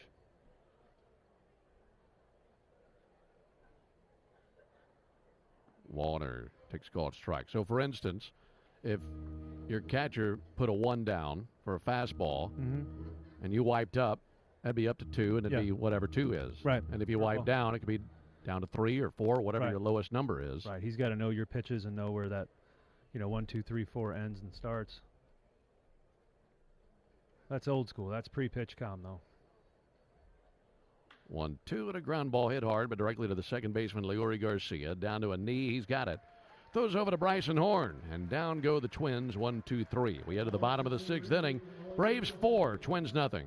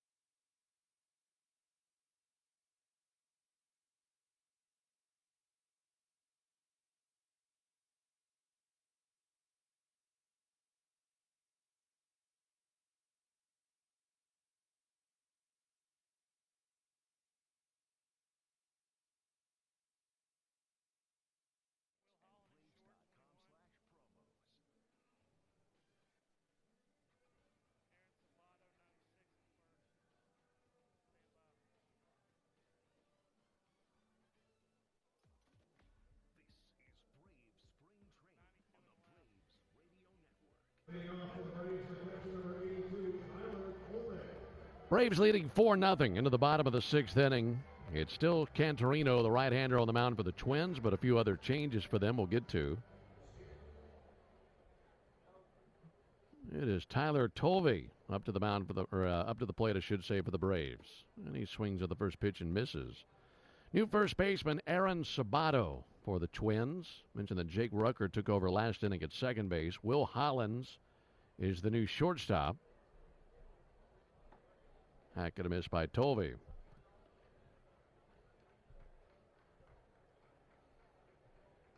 And Michael Hellman is in left field, we believe. Here's the 0-2 pitch. Tolve takes one low and inside. Ben, I'll be honest. This might be the most confused I've ever been during a baseball game. Welcome to the club. Goodness. There's a 1-2 pitch. Tyler Tolve strikes one well, deep to right field, and that is off the top of the wall. Tolve cruised it into second base, just missed a homer. That was shredded by Tyler Tolve, and he's got himself a leadoff double here in the 6th inning. I mean, that was the tip top of the fence. It was a good poke, a little change up in the zone, and he stayed on it. Big, strong man. He was walking behind us in the hallway today on the way back from lunch. Looked like our bodyguard. I got to figure out who that guy is.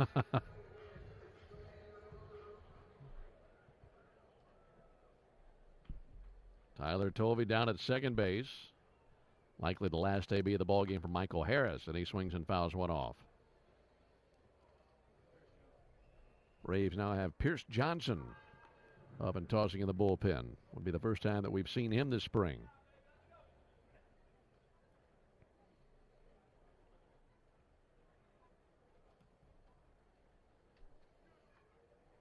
Harris awaits. Pitch on the way. Popped up, spinning back out of play. That lands right on top of our booth. And an 0-2 count on Michael Harris. Been a good day for Michael. 1 for 2, single, RBI, stolen base, run scored. He's had a very strong spring. 1-2 pitch on the ways and foul. Bounced over into the Braves dugout. Opening day is 4 weeks from today, 28 days away. Braves will start the season on the road in Philadelphia, have a 3-game series there, and then we head to Chicago to face the White Sox. 2-city road trip to begin the season. 0-2 clubbed into right field, down for a base hit. Around third comes Tyler Tolve. He will score. Michael Harris's bat is on fire. Another RBI for number 23. Michael's second RBI of the ball game, and the Braves now lead 5-0 here in the 6th inning. Ben, you need to tell Michael that opening day is 28 days away. Save some of this. Hey, bud, you need to cool it. Save some of those.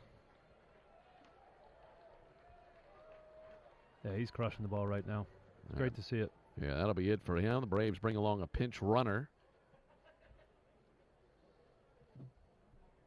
Leading 5-0 here in the 6th inning. Bad hands for Orlando Arcia, and he'll swing and foul one off. That will land into the seats down the right field line. First base, 54, Kilpatrick Jr. at first. Kevin Kilpatrick Jr. is now pinch running for Michael Harris. Kilpatrick, good lead at first base.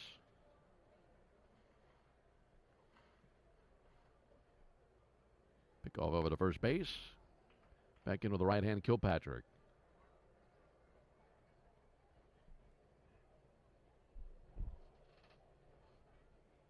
Michael Harris finishes his day 2 for 3 with 2 singles, 2 RBIs, run scored and stolen base.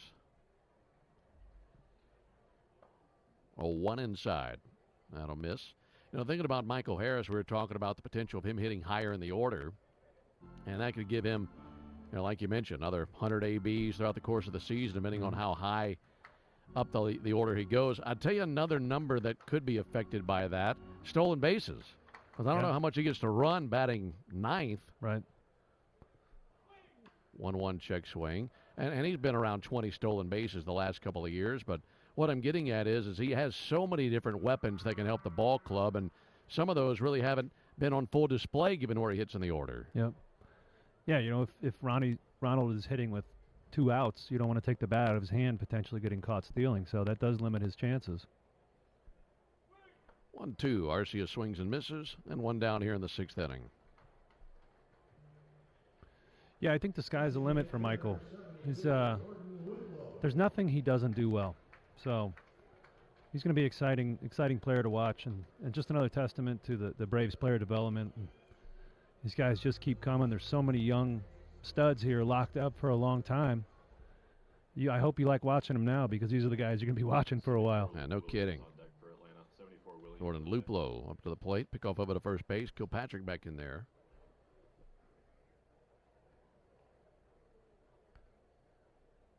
Braves 5, Twins nothing. Bottom of the 6th inning. Alongside Darren O'Day, Ben Ingermere with you. Jordan Luplow takes ball inside. You know, one thing that I don't know if it gets enough talk is how comfortable it is to play in Atlanta. And I don't mean that it's easy, but the way the Braves organization takes care of your family, and the new park. 1-0 strike on the inside corner. And the city and the ease of getting to and from the park.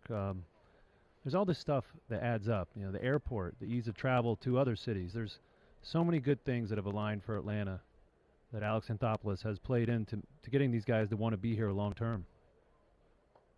1-1 through the front door with a breaking ball in for a strike. So much so that there are lots of guys that when their playing days are over, stick around. Yeah. Including you. Yeah. Yeah, they really, like I said, it's just a comfortable place to play. It's a family atmosphere. Everybody's got a good positive attitude and likes their job. So, yeah, that you look at each other every day for, like I said, 6 to 8 months a year, and that just makes it easier to come to work. 1-2 to Luplow, way outside. Snap throw down to first base. Kilpatrick back in with a dive. Yeah, I've heard of GM saying that they just can't get anybody to sign because their team is located in a city that's not geographically enticing to players. Sure. Or, the state tax rate is too high. So there's a lot of those things that go on that play into a player's mind in free agency. 2-2, a chase and miss by Luplow.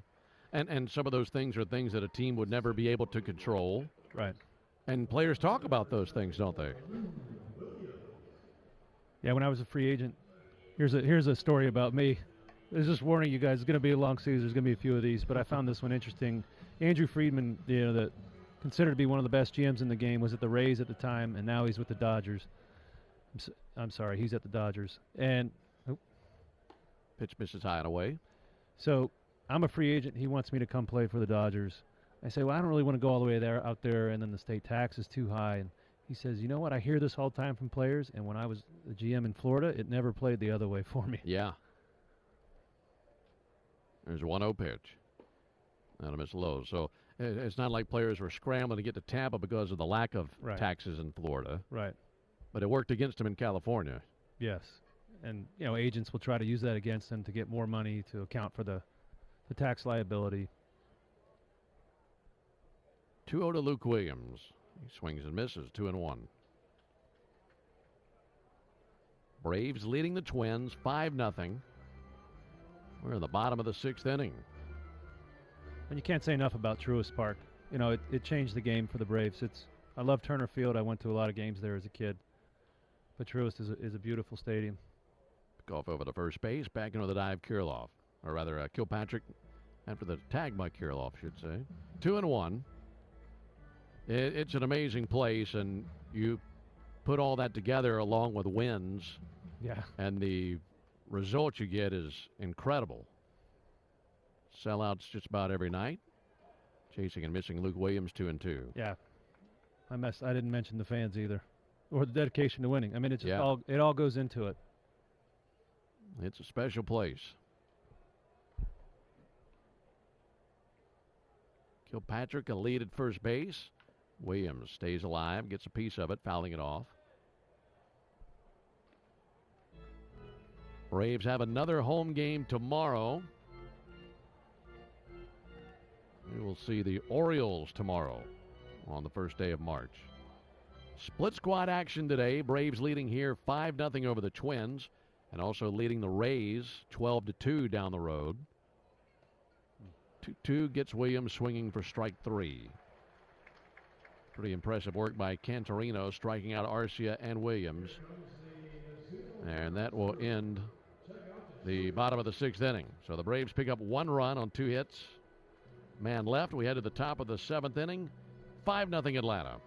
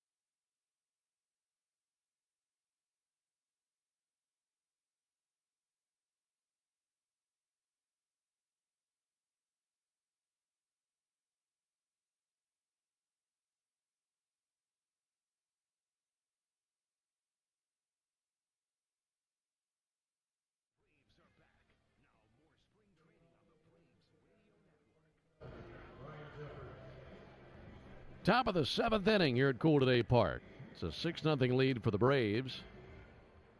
I'm getting ahead of myself. 5-0 lead for the Braves. Pierce Johnson, the new pitcher. And Pierce, the 5th pitcher used by the Braves today. First pitch in for a called strike as he's facing Ryan Jeffers. Few changes for the Braves. Kevin Kilpatrick is out in right field. J.P. Martinez has moved from right field to center field. Luke Williams stays in the game in left field. Jeffers fouls one off. So left to right in your outfield, Williams, Martinez, and Kilpatrick. Nacho Alvarez enters the ball game as the shortstop. So the infield now left to right, Lopez, Alvarez, Garcia, and Horn. Behind the plate, Tyler Tovey. On the mound, Pierce Johnson. 0-2 pitch on the way. Jeffers with a ground ball fouled on the third base line. Good to see Pierce Johnson this spring. First time we've seen him this spring training. Might have hidden his gray pants. Target in that home game. Effective strategy. Mm-hmm. 0-2 to Jeffers. And a bouncer out to short. Take it on the second hop. Chest high by Nacho Alvarez. Guns over to first base. And one out here in the 7th inning. Ben, I got another split squad Port Charlotte update.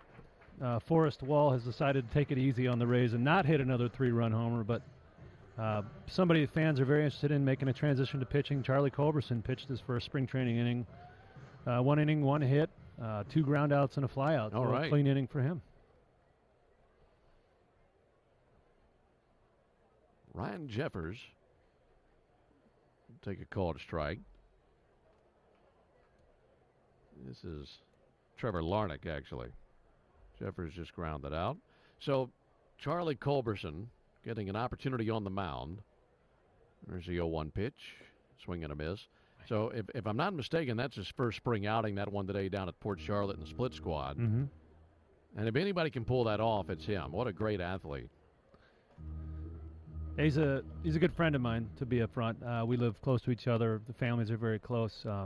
And I wasn't sure about his adventure until I played catch with him and saw how he could make the ball move. And it blew me away.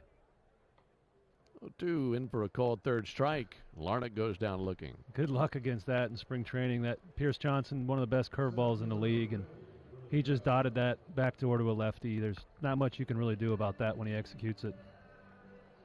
So I played catch with Charlie last, after the season was over in the fall, and in his few months of pitching, he'd already learned how to throw better pitches than I threw my entire career. Throwing overhand. He's really got some good stuff. Willie Castro to the plate. Hacks and misses. Whether he succeeds or not, I'm proud of him for trying. That's cool. You got to find out if you can do it. He's got a great arm. Every time we saw him pitch in Atlanta as a position player, he was throwing harder than me. He's throwing harder than a lot of guys. 0-1. Check swing didn't go. 1-1. See, I remember the few times where the Braves would use him late in the game where it's a blowout as a position player pitching, and he's hitting 93, 94. Yeah. Yeah, he's not, your normal position player lobbing it up there at 75. He pitched a fair amount in high school, and he knows what he's doing. He's got great command, nice clean arm action, really spinny four-seamer that has great induced vertical break. Pierce Johnson's 1-1. High and outside, 2-1. It's something we hear now a lot talking about pitchers is their pitch characteristics, how their pitches move that we can study with TrackMan and Hawkeye and all that stuff. Charlie's got some good one. He's got a really nice changeup he's been working on as well. 2-1 from Johnson. Fouled off. Let's pause 10 seconds for station identification. You're listening to Atlanta Braves Spring Training Baseball. Atlanta Braves Spring Training is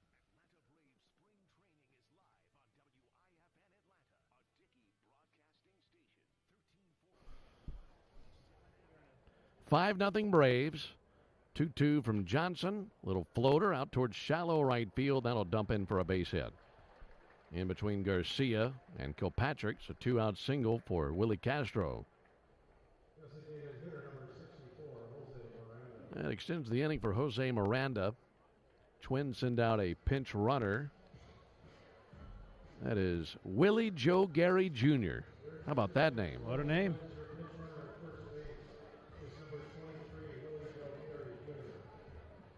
They say you can never trust somebody with 2 first names. What about somebody with 3? Willie Joe Gary Jr. comes in for Willie Castro. One Willie for the others. Jose Miranda, and he pops one foul. 3 first names. Getting back to baseball, it was good to see Pierce bump back up to the mid-90s there last at bat with his heater. Some guys struggle with velocity in spring training, so it's always nice to see guys, kind of as they get into their outings, start to come up to their season velocities, or else you can sometimes get in you're chasing velocity, which really is hard to produce when you're trying to force it. Jose Miranda takes ball inside. Is that just a matter of the muscle and the arm coming back to form? Yeah. Some guys, the old timers used to say dead arm. There's a period of dead arm in spring training. That's probably because you weren't throwing all off season. Yeah. You reported to camp, you smoke a pack of cigarettes every day. 1-1 front door breaking ball. You mean that doesn't help? No, I don't. I would guess no. Spring training is so long because guys didn't used to throw in the off seasons, but now it's the complete opposite. Guys are very professional and take their job seriously. Righty-righty matchup. Pierce Johnson deals it, misses high. How often would you throw in the off season? What was your routine like in the off season? I might not be the best guy to ask there, but it really depended on how far in the postseason we went and how big the workload was the year before. My normal year, I would start throwing usually around New Year's. 3-1 up and in. There's a 2-out walk. And would you find that was about the norm, or would some guys throw throughout the entire offseason? I'm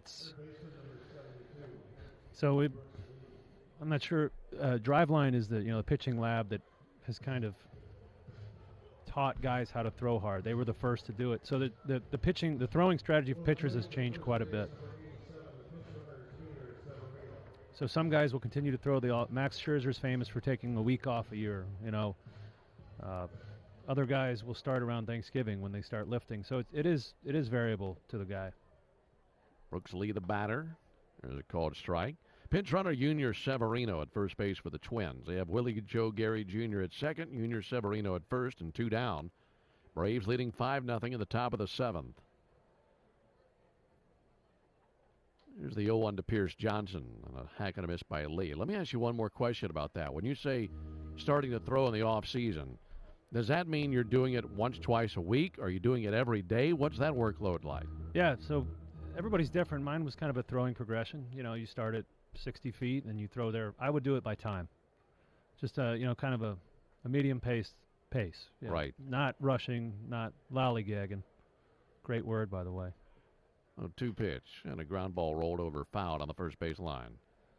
Can't believe I just patted myself on the back On on radio. No lollygagging in the offseason. It's one of my favorite words.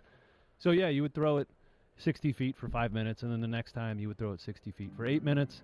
The next time you would throw it 60 feet for 8 minutes, and then, 90 feet for 4 minutes.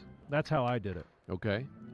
Till you get back to your max distance, which for me was probably 180, 200. And you do all that in one day? No, I'm sorry.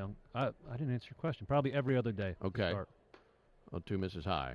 And the closer you get to the season, then you're likely throwing 6 to 7 days a week. Okay. Just to be ready, because when you get to spring training, you're throwing 6 to 7 days a week, usually 7.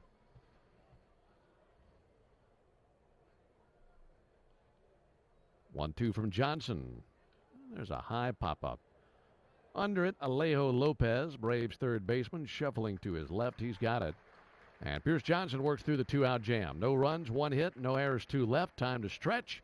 Into the bottom of the 7th we go. Braves 5, Twins nothing.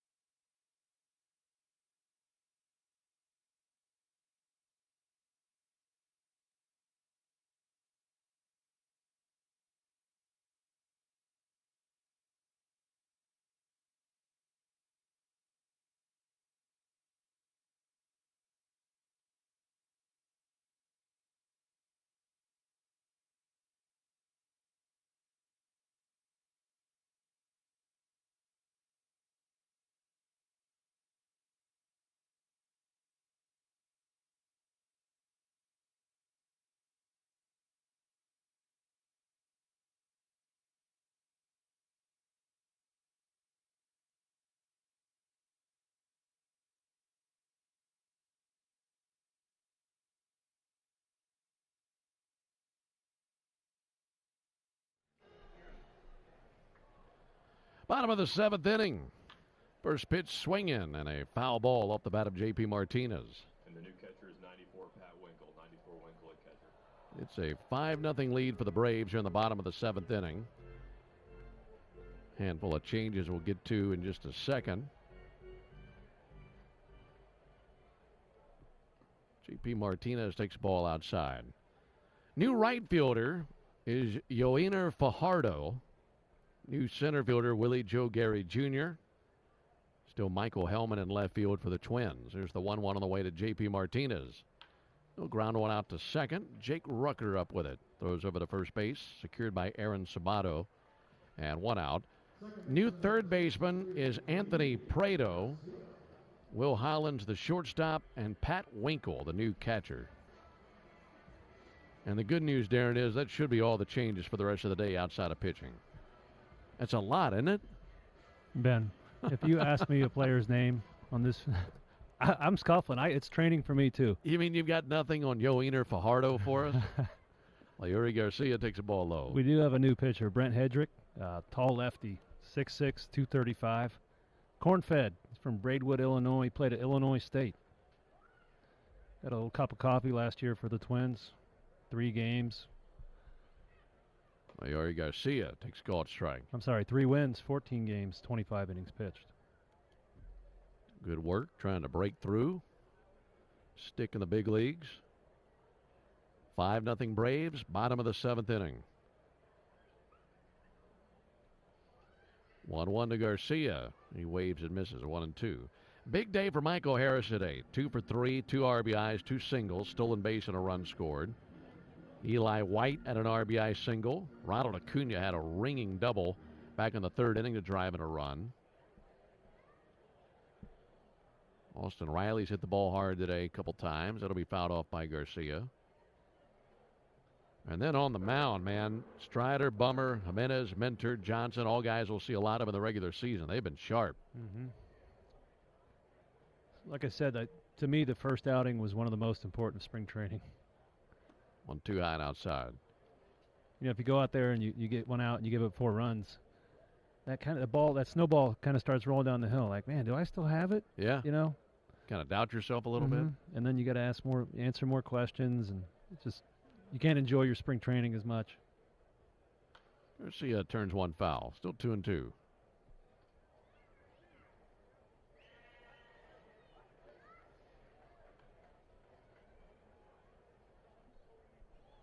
No homers today for the Braves.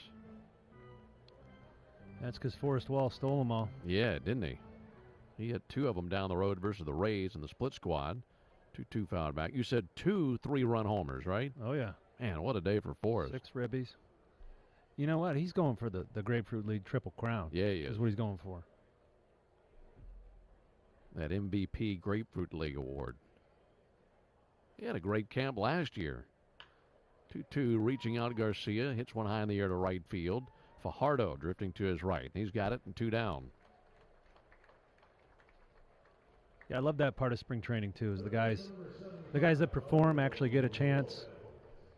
You know, I don't know if Forrest is going to make the team or not, but he's certainly putting his best foot forward. Yeah. You know, and with a team like this where a lot of the roster is already set, you kind of know who's going north. Those little battles like that for a guy that's going to perform and try to make that team, it's pretty cool to watch. Alejo Lopez takes the ball low. He's so intriguing to me. Number one, we've seen him. We saw him last year. He came up to the big leagues. But he worked very hard this offseason to put some pop in his bat, and we're seeing the result of that this spring. We know he can absolutely fly, and he'd be great to put on the bases regardless of the situation. Pitch swung on a miss by Lopez. Plays a good brand of defense. And for a team that could be looking for a 4th outfielder with the way that he's playing and all those tools and intangibles, it wouldn't shock me at all if he made his way onto that opening day roster. 1-1 to Lopez. Popped up towards foul territory into the seats for a souvenir down the first base line. Well, it's interesting. Lopez is choked up about 3 inches on his bat handle here.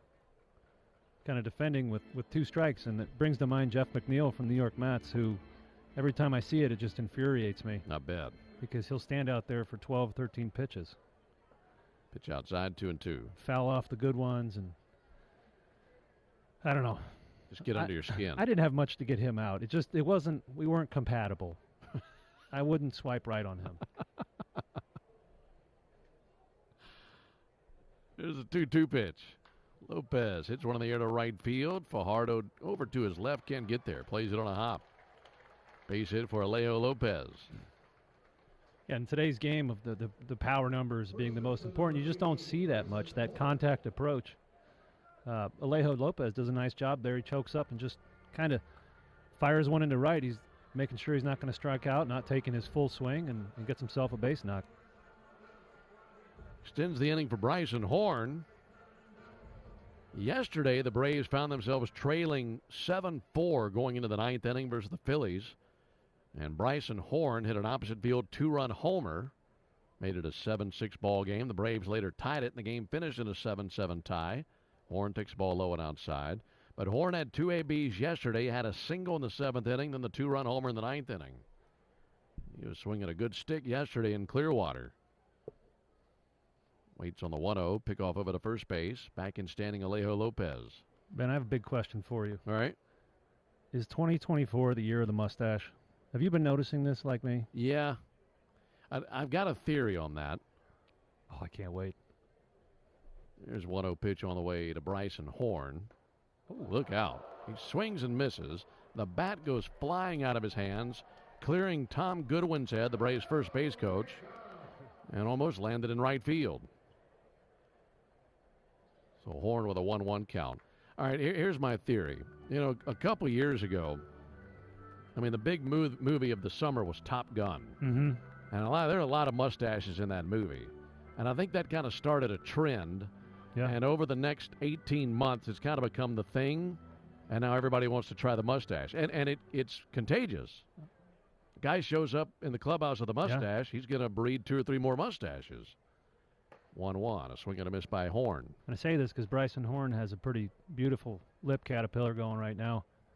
And I've just been noticing a lot more guys across all sports kind of rocking them. Yeah. Wearing it proudly. It's great. Maybe there's a bunch of guys who want to be like Spencer Strider. Yeah. Because he was ahead of that. Yes. Pitch is fouled off. As we discussed last year, I come from a long line of mustache growers. And my dad's biggest disappointment in life is that I don't have a mustache. But you can grow a good one. I can. You just choose not to. Well, the missus doesn't really like it. When it smells like salmon, she's not real happy about it. There's a called third strike. That's a conversation we'll have to continue during the break. That's not safe for air. We head to the top of the 8th inning, 5-0 in favor of the Braves.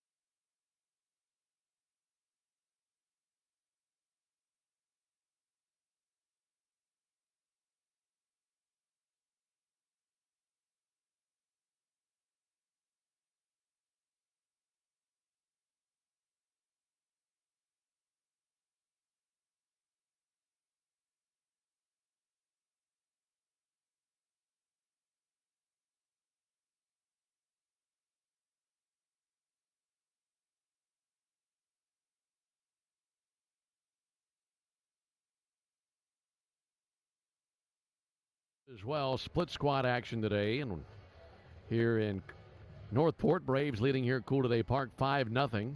over the Twins, and down the road in Port Charlotte. Is that still a 12-2 ball game? 1 second, Ben. 12-2 Braves last we saw. You win both of those ball games, pick up 2 wins in one day. New pitcher is Zach Logue for the Braves. Check swing by Jake Rucker. That'll be fouled off down the first base line. Intermediate today's attendance is 4,450. 4,450 in attendance here on a Thursday afternoon at Cool Today Park. Pitch on the way to Rucker. Little high, 1-1. So the Braves Road Warriors down there in Port Charlotte are now winning 12-3. Forrest Wall probably in the shower, so no more 3-run homers. 2 3-run bombs for him today. 1-1 pitch in for a called strike. 1-2. For the Braves here, they picked up 1 run in the third, 3 runs in the fourth, and another in the 6th inning, and leading 5-0. 1-2. Jake Rucker fouls one off. I like what they've started to do here late in ball games at Cool Today Park. You got these guys who come over from these other teams, and a lot of them are major leaguers, and they have their picture up on the video board. Got the headshot and show you who's up to the plate and all that. 1-2 fouled back. But you get late in the games, maybe you got some A-ball guys, AA guys. You don't have a headshot for everybody. So instead of just having a blank video board up there, our very talented and creative staff down the hall, they've started to put up pictures of popular Twins as they're playing the Twins today. A 1-2 pitch. There's a ball lofted into left field. That'll get down for a base hit. So they didn't have a headshot for Jake Rucker, so up on the video board is Danny DeVito and Arnold Schwarzenegger from the movie Twins. It's a pretty good one. Got to have fun. Yeah, we do that. They do have a headshot for Aaron Sabato. He comes up to the plate.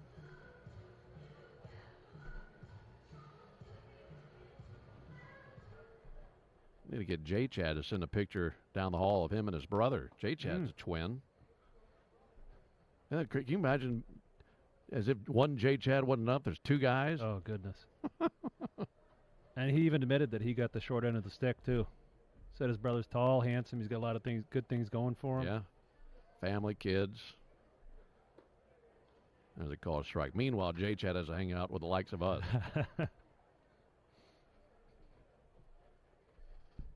5-0 Braves, top of the 8th. Zach Logue, left-hander, ready to bring us 1-1. Missed outside 2-1. Coming to you on Leap Day, February 29th. You know what, Ben? You get extra day this year, and I wouldn't want to spend my extra day with anybody but you. I'm glad you made it just in time for Leap Day. Yeah. 2-1, swung on and missed by Sabato. Yeah, leap year, obviously. And I learned something earlier today. Did you know that babies born today are called leapers? I did not. Leapers or leaplings. But I love it when they get a little silly and they're like, I'm 7 years old because I've only had 7 birthdays.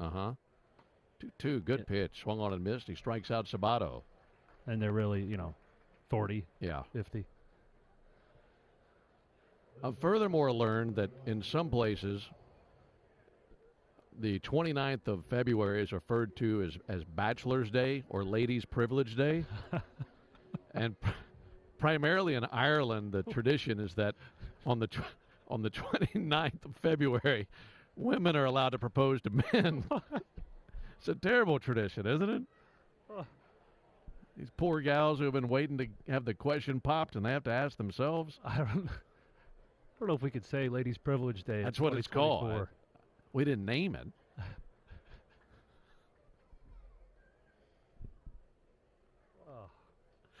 Nothing in one on Will Holland. You learn something new every leap day. Yeah, you do. Every 4 years. Every 4 years.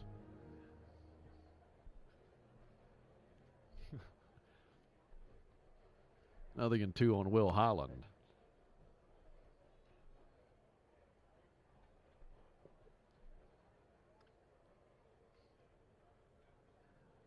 Holland swings and misses. He strikes out.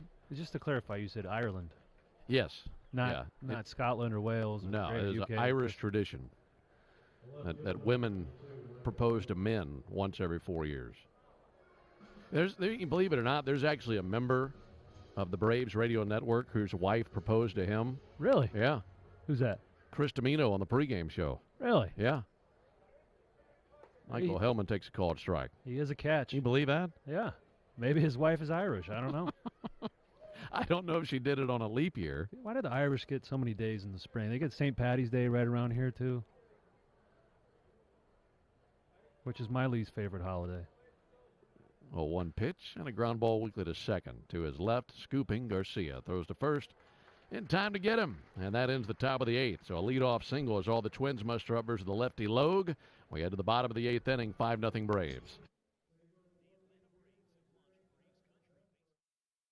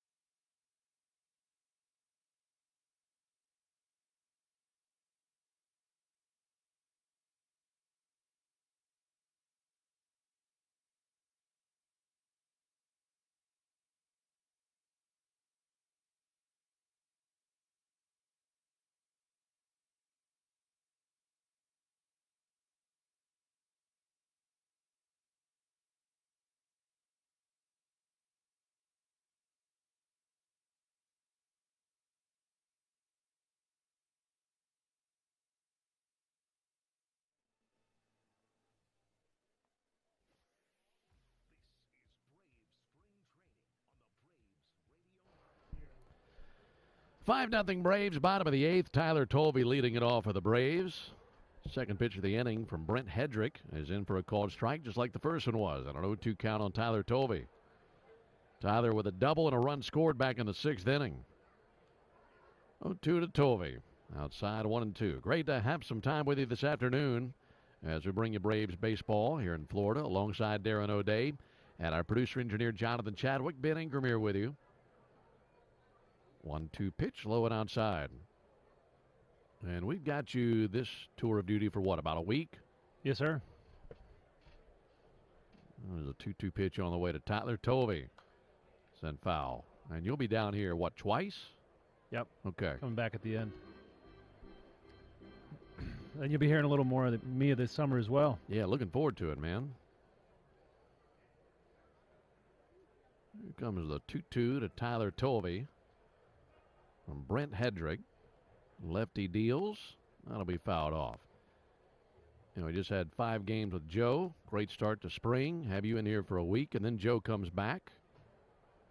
Hear from Kelly Johnson this spring.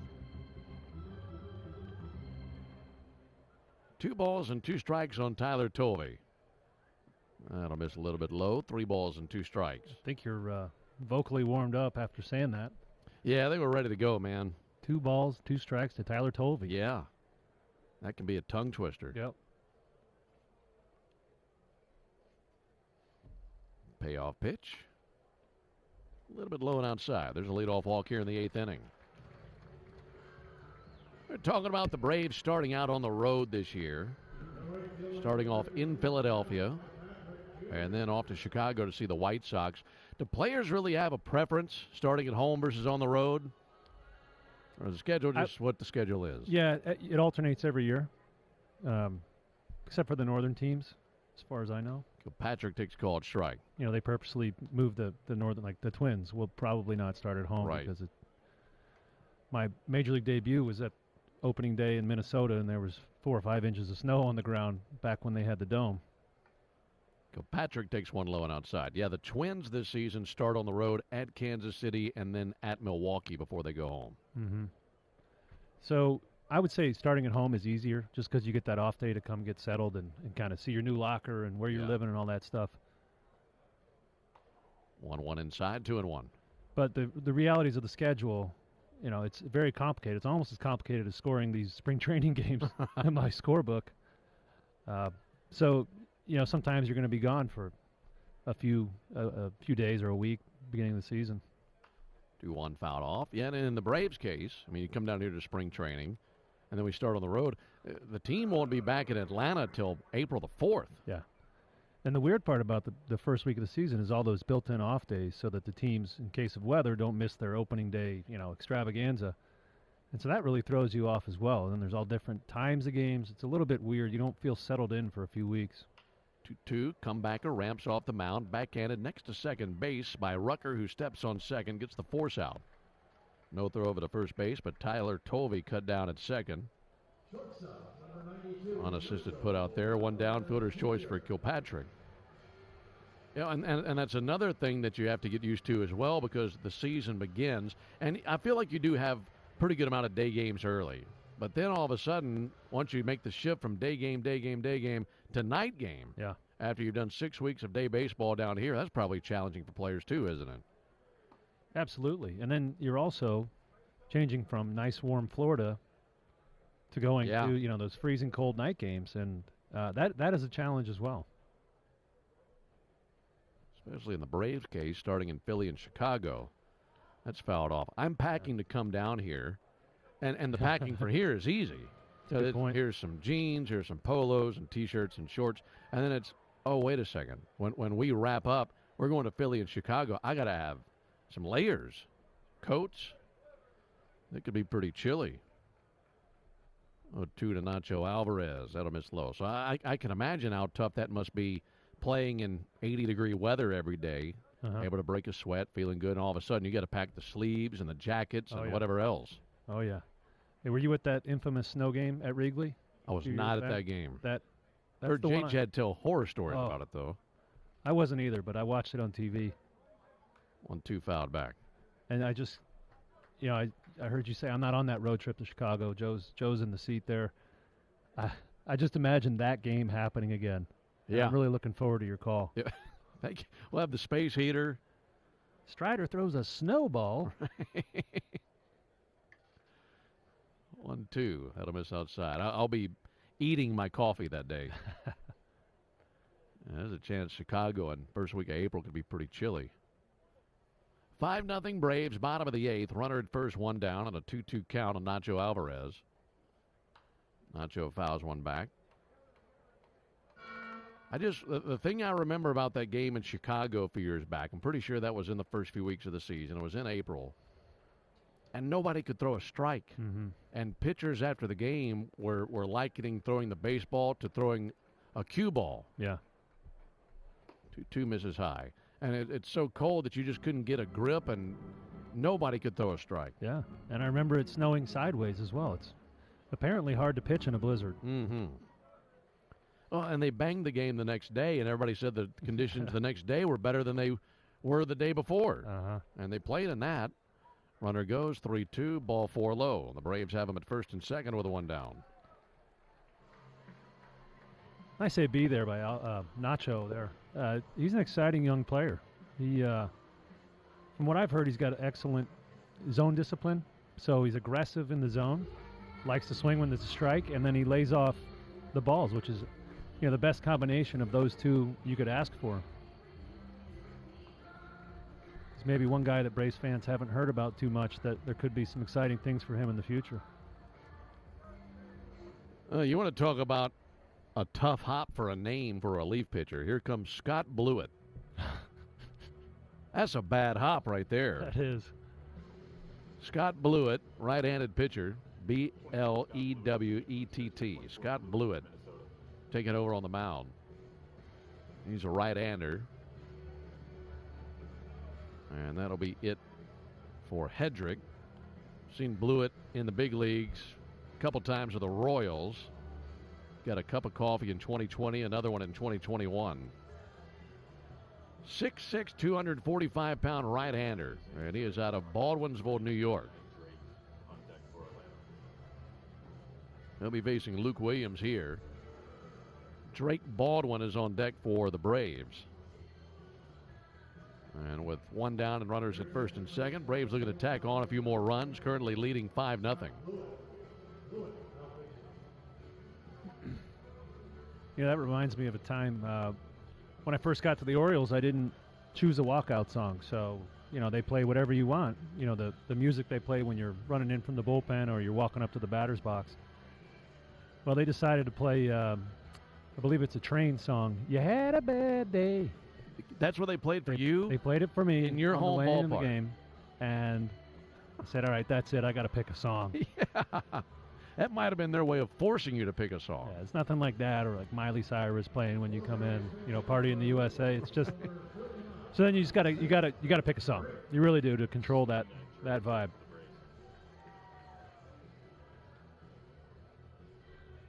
All right, this is Isaiah Drake, I should say, up to the plate with Luke Williams on deck. Drake hacks and misses at the first pitch that he sees.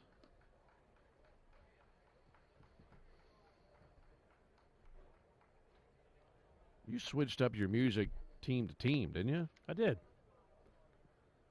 Yeah, I listen to just about everything. Oh, one pitch. Drake swings and misses. Although I sent you a video this offseason of Stevie Ray Vaughan playing his Stratocaster behind his back and just doing an absolute ripper of a guitar solo without even being able to see the string. So if I could do it over again, I would probably use one of his songs. That'd be a good one. 0-2, Drake swings and misses. And 2 down here in the inning. Well, I'm not just saying this because you're sitting here. I mean this.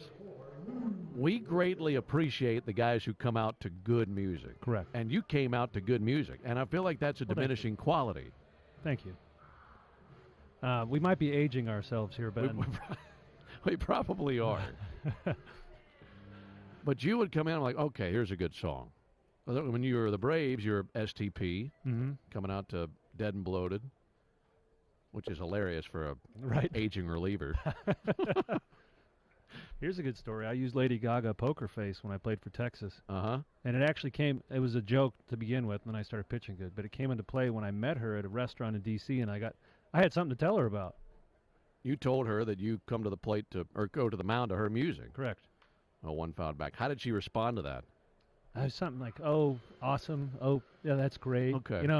Didn't really care, but it gave me an in, I should say. Well, it doesn't sound like she knew exactly how rare that is. There's not a bunch of players coming out to Lady Gaga, as talented as she is. You're probably right, Ben. I feel like she should have appreciated that out of you a little bit more. 0-2 to Luke Williams. Check swing. Laid off a curveball. 1-2. You know what she didn't appreciate was me approaching the table. These 2 security guards that were taller than me. I'm 6'4". These guys were huge. Materialized out of nowhere. I didn't even know they were at the restaurant. And he comes up, he puts a hand on my chest. He says, "Hey, no pictures." I said, He looks back, and she gives me permission to talk to her. 1-2 pitch. In for a called third strike. Well, I'm just glad he didn't get tased. Yeah, I was close. That'd have been a story. I had my daughter with me. I was good. Braves strand 2. No runs, 1 hit, no errors, and 2 left. We played 8. We head to the top of the 9th inning with the Braves on top, 5-0.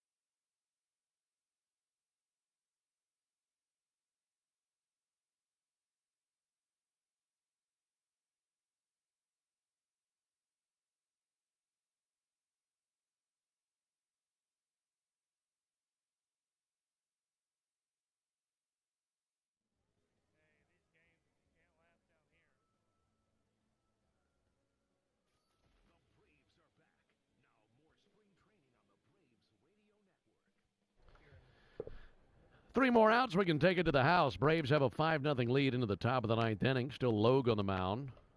And his first pitch is a called strike on Patrick Winkle. First time we've seen him at the plate. We saw him behind the plate the last few innings as he came on to catch for Ryan Jeffers. Winkle takes the ball low and outside. This is the first of 6 meetings between the Braves and the Twins here in spring training. We'll see the Twins in the regular season up in Minnesota. That'll be a 3-game series there in August. That'll be a great time of year to be in Minnesota. 1-1 popped up. Foul ground, third base side. Drifting over Alejo Lopez. Watch this one land in the seats for a souvenir. Yeah, you're right about that. Midsummer in Minnesota is right up there with midsummer in Seattle. Yeah. We were up there in 2019, had a series there, and I'm pretty sure it was in August then.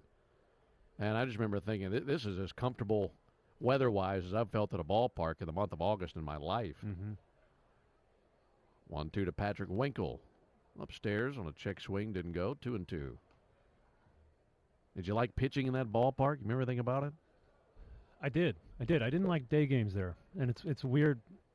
Something about the light at the high latitude. 2-2, a chase and a miss. Winkle strikes out. Nice.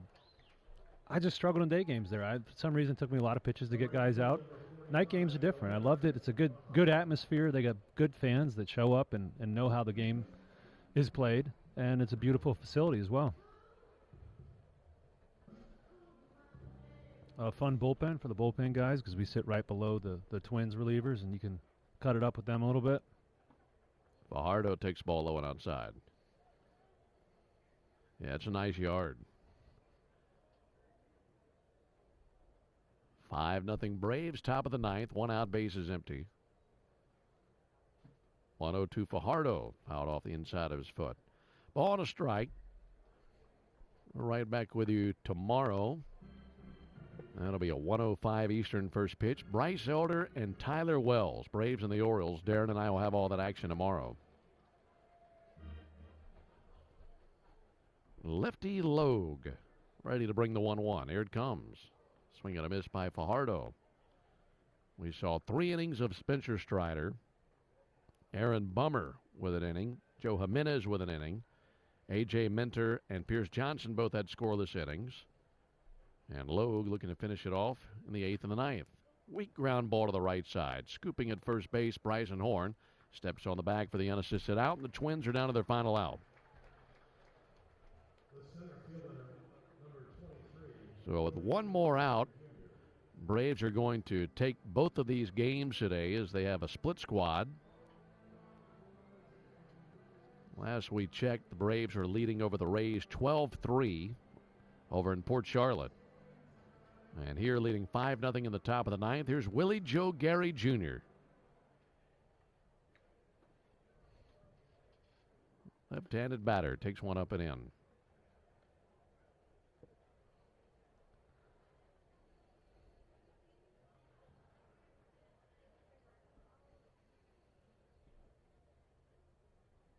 Pitch on the way from Logue. Tapped foul on the first base line. 1-1. Zach Logue looking sharp these last couple of innings. Yeah, I bet when Willie Joe Gary Jr.'s mom got mad at him, it's hard to get all that out in time. You know, by the time you get it all out, you're over it. Yeah, not bad anymore. 1-1 chopped off the plate out to second. Taken on the second bounce by Garcia. He wings it to first, and the Braves shut out the Twins. That's a 1-2-3 top of the 9th inning. And the Braves, with a lot of the players we'll see for opening day, came through today. Acuna, Harris, they both had RBIs and great stuff on the mound. Strider, Bummer, Jimenez, Minter, Johnson, and to finish it up, Zach Logue. Final score, Braves 5, Twins nothing. Back with the totals after this.